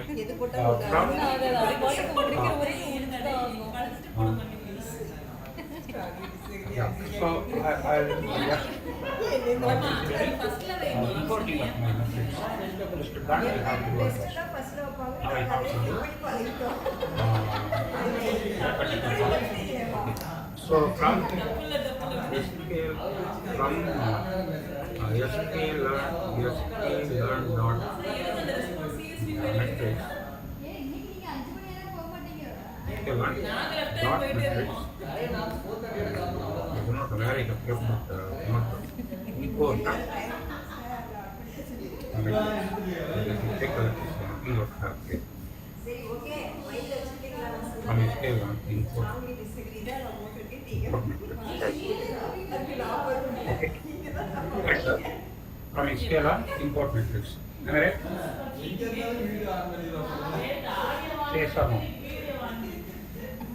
Right. So when I will print, so let me take go for my entropy. So if I want to get my entropy value, I will be going for print entropy with a code. I will be going for metrics dot entropy code. If I have that notebook ready, I can copy paste. So here you have y underscore true, comma y underscore theory. Put it this time. And total entropy score. Here you have the entropy.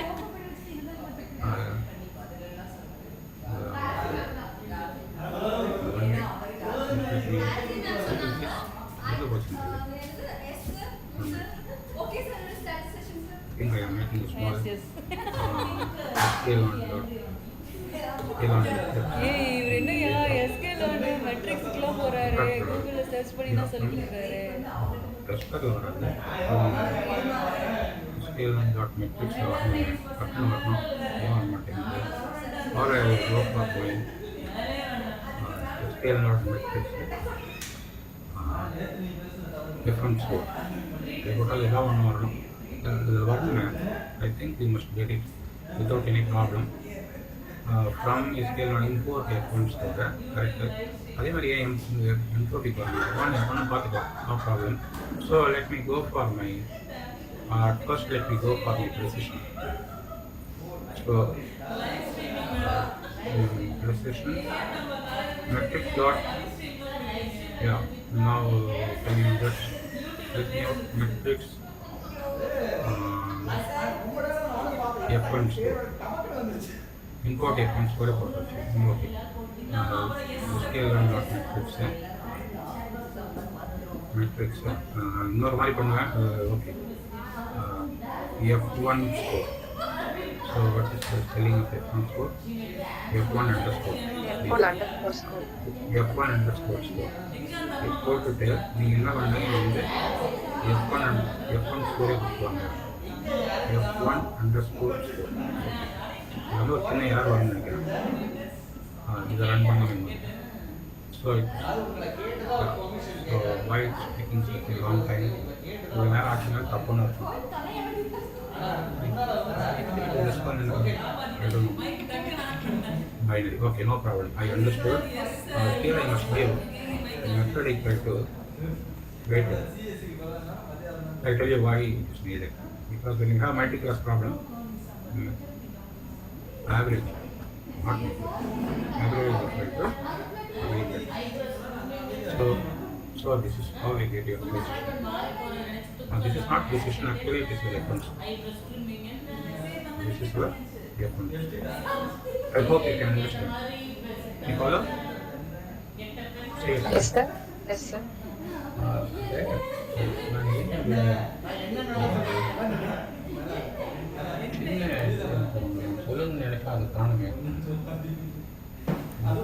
I wanted to give you a report also.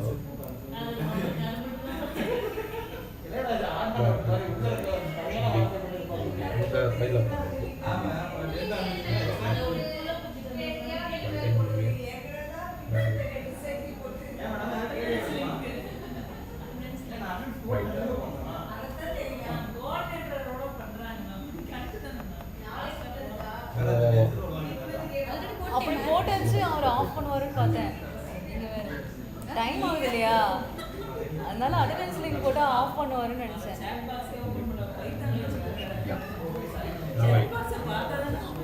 பார்த்தீங்கன்னா this is wonderful thing. ஆக்சுவலாக அங்கேயும் இருக்கு, நான் வந்து கொஞ்சம் miss பண்ணிட்டு இருக்கேன். இதே மாதிரி பார்த்தீங்கன்னா you can go for your precision score, etc. And one small thing which I want you to learn is you can get a report from learn.metrics.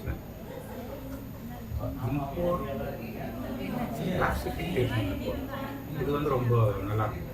Classification report. Now let me run this. உங்களுக்கு click பண்ணிக்கிறோம். So after that, what you do now is just give எங்க மேல போகணும்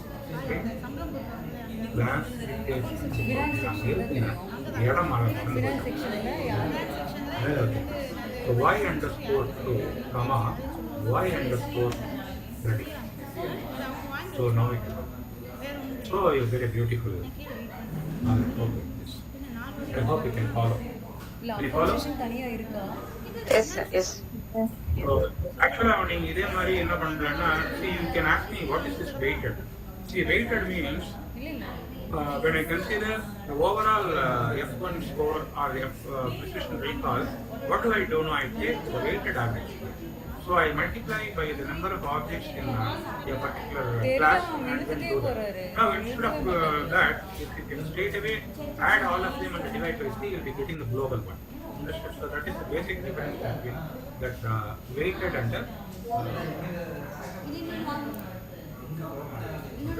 but remember is 0.38, 0.37, etc. They are all not at all acceptable. It is not at all acceptable for us. Now please listen. I forgot where I have kept this. Since I am going to share this notebook here, whatever I have explained is made available here. I forgot. I thought I have placed somewhere here. So out of sample prediction I have. So when I send the notebook, now please see that this part is happening. So I will just insert this cell above. The pattern and save it. So I will have here this markdown. So this is the validity.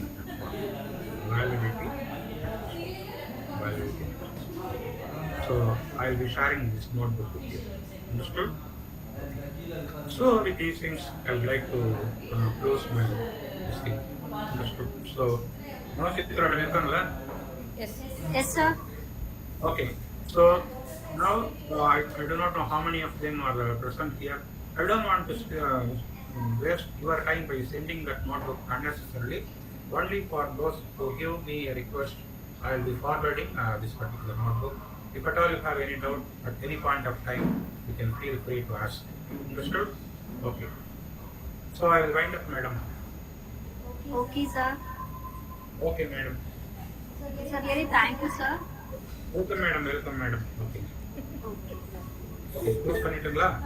Okay, sir. All of you. Thank you so much, sir. Yeah, thank you, Gurdeep.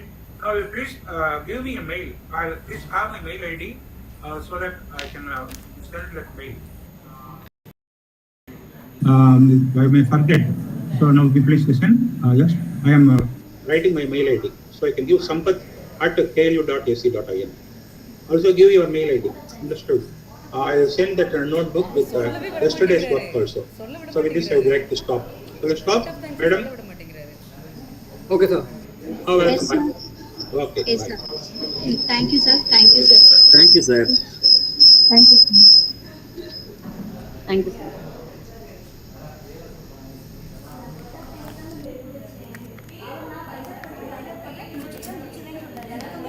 விட்டுருங்க, ஒன்றும் பிரச்சனை இல்லை, விட்டுருங்க.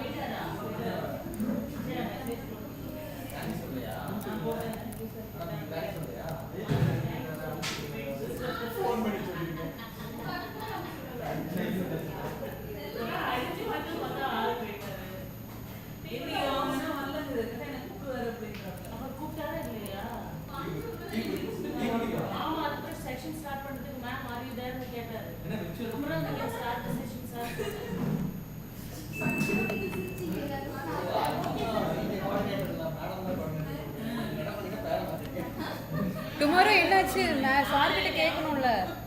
Tomorrow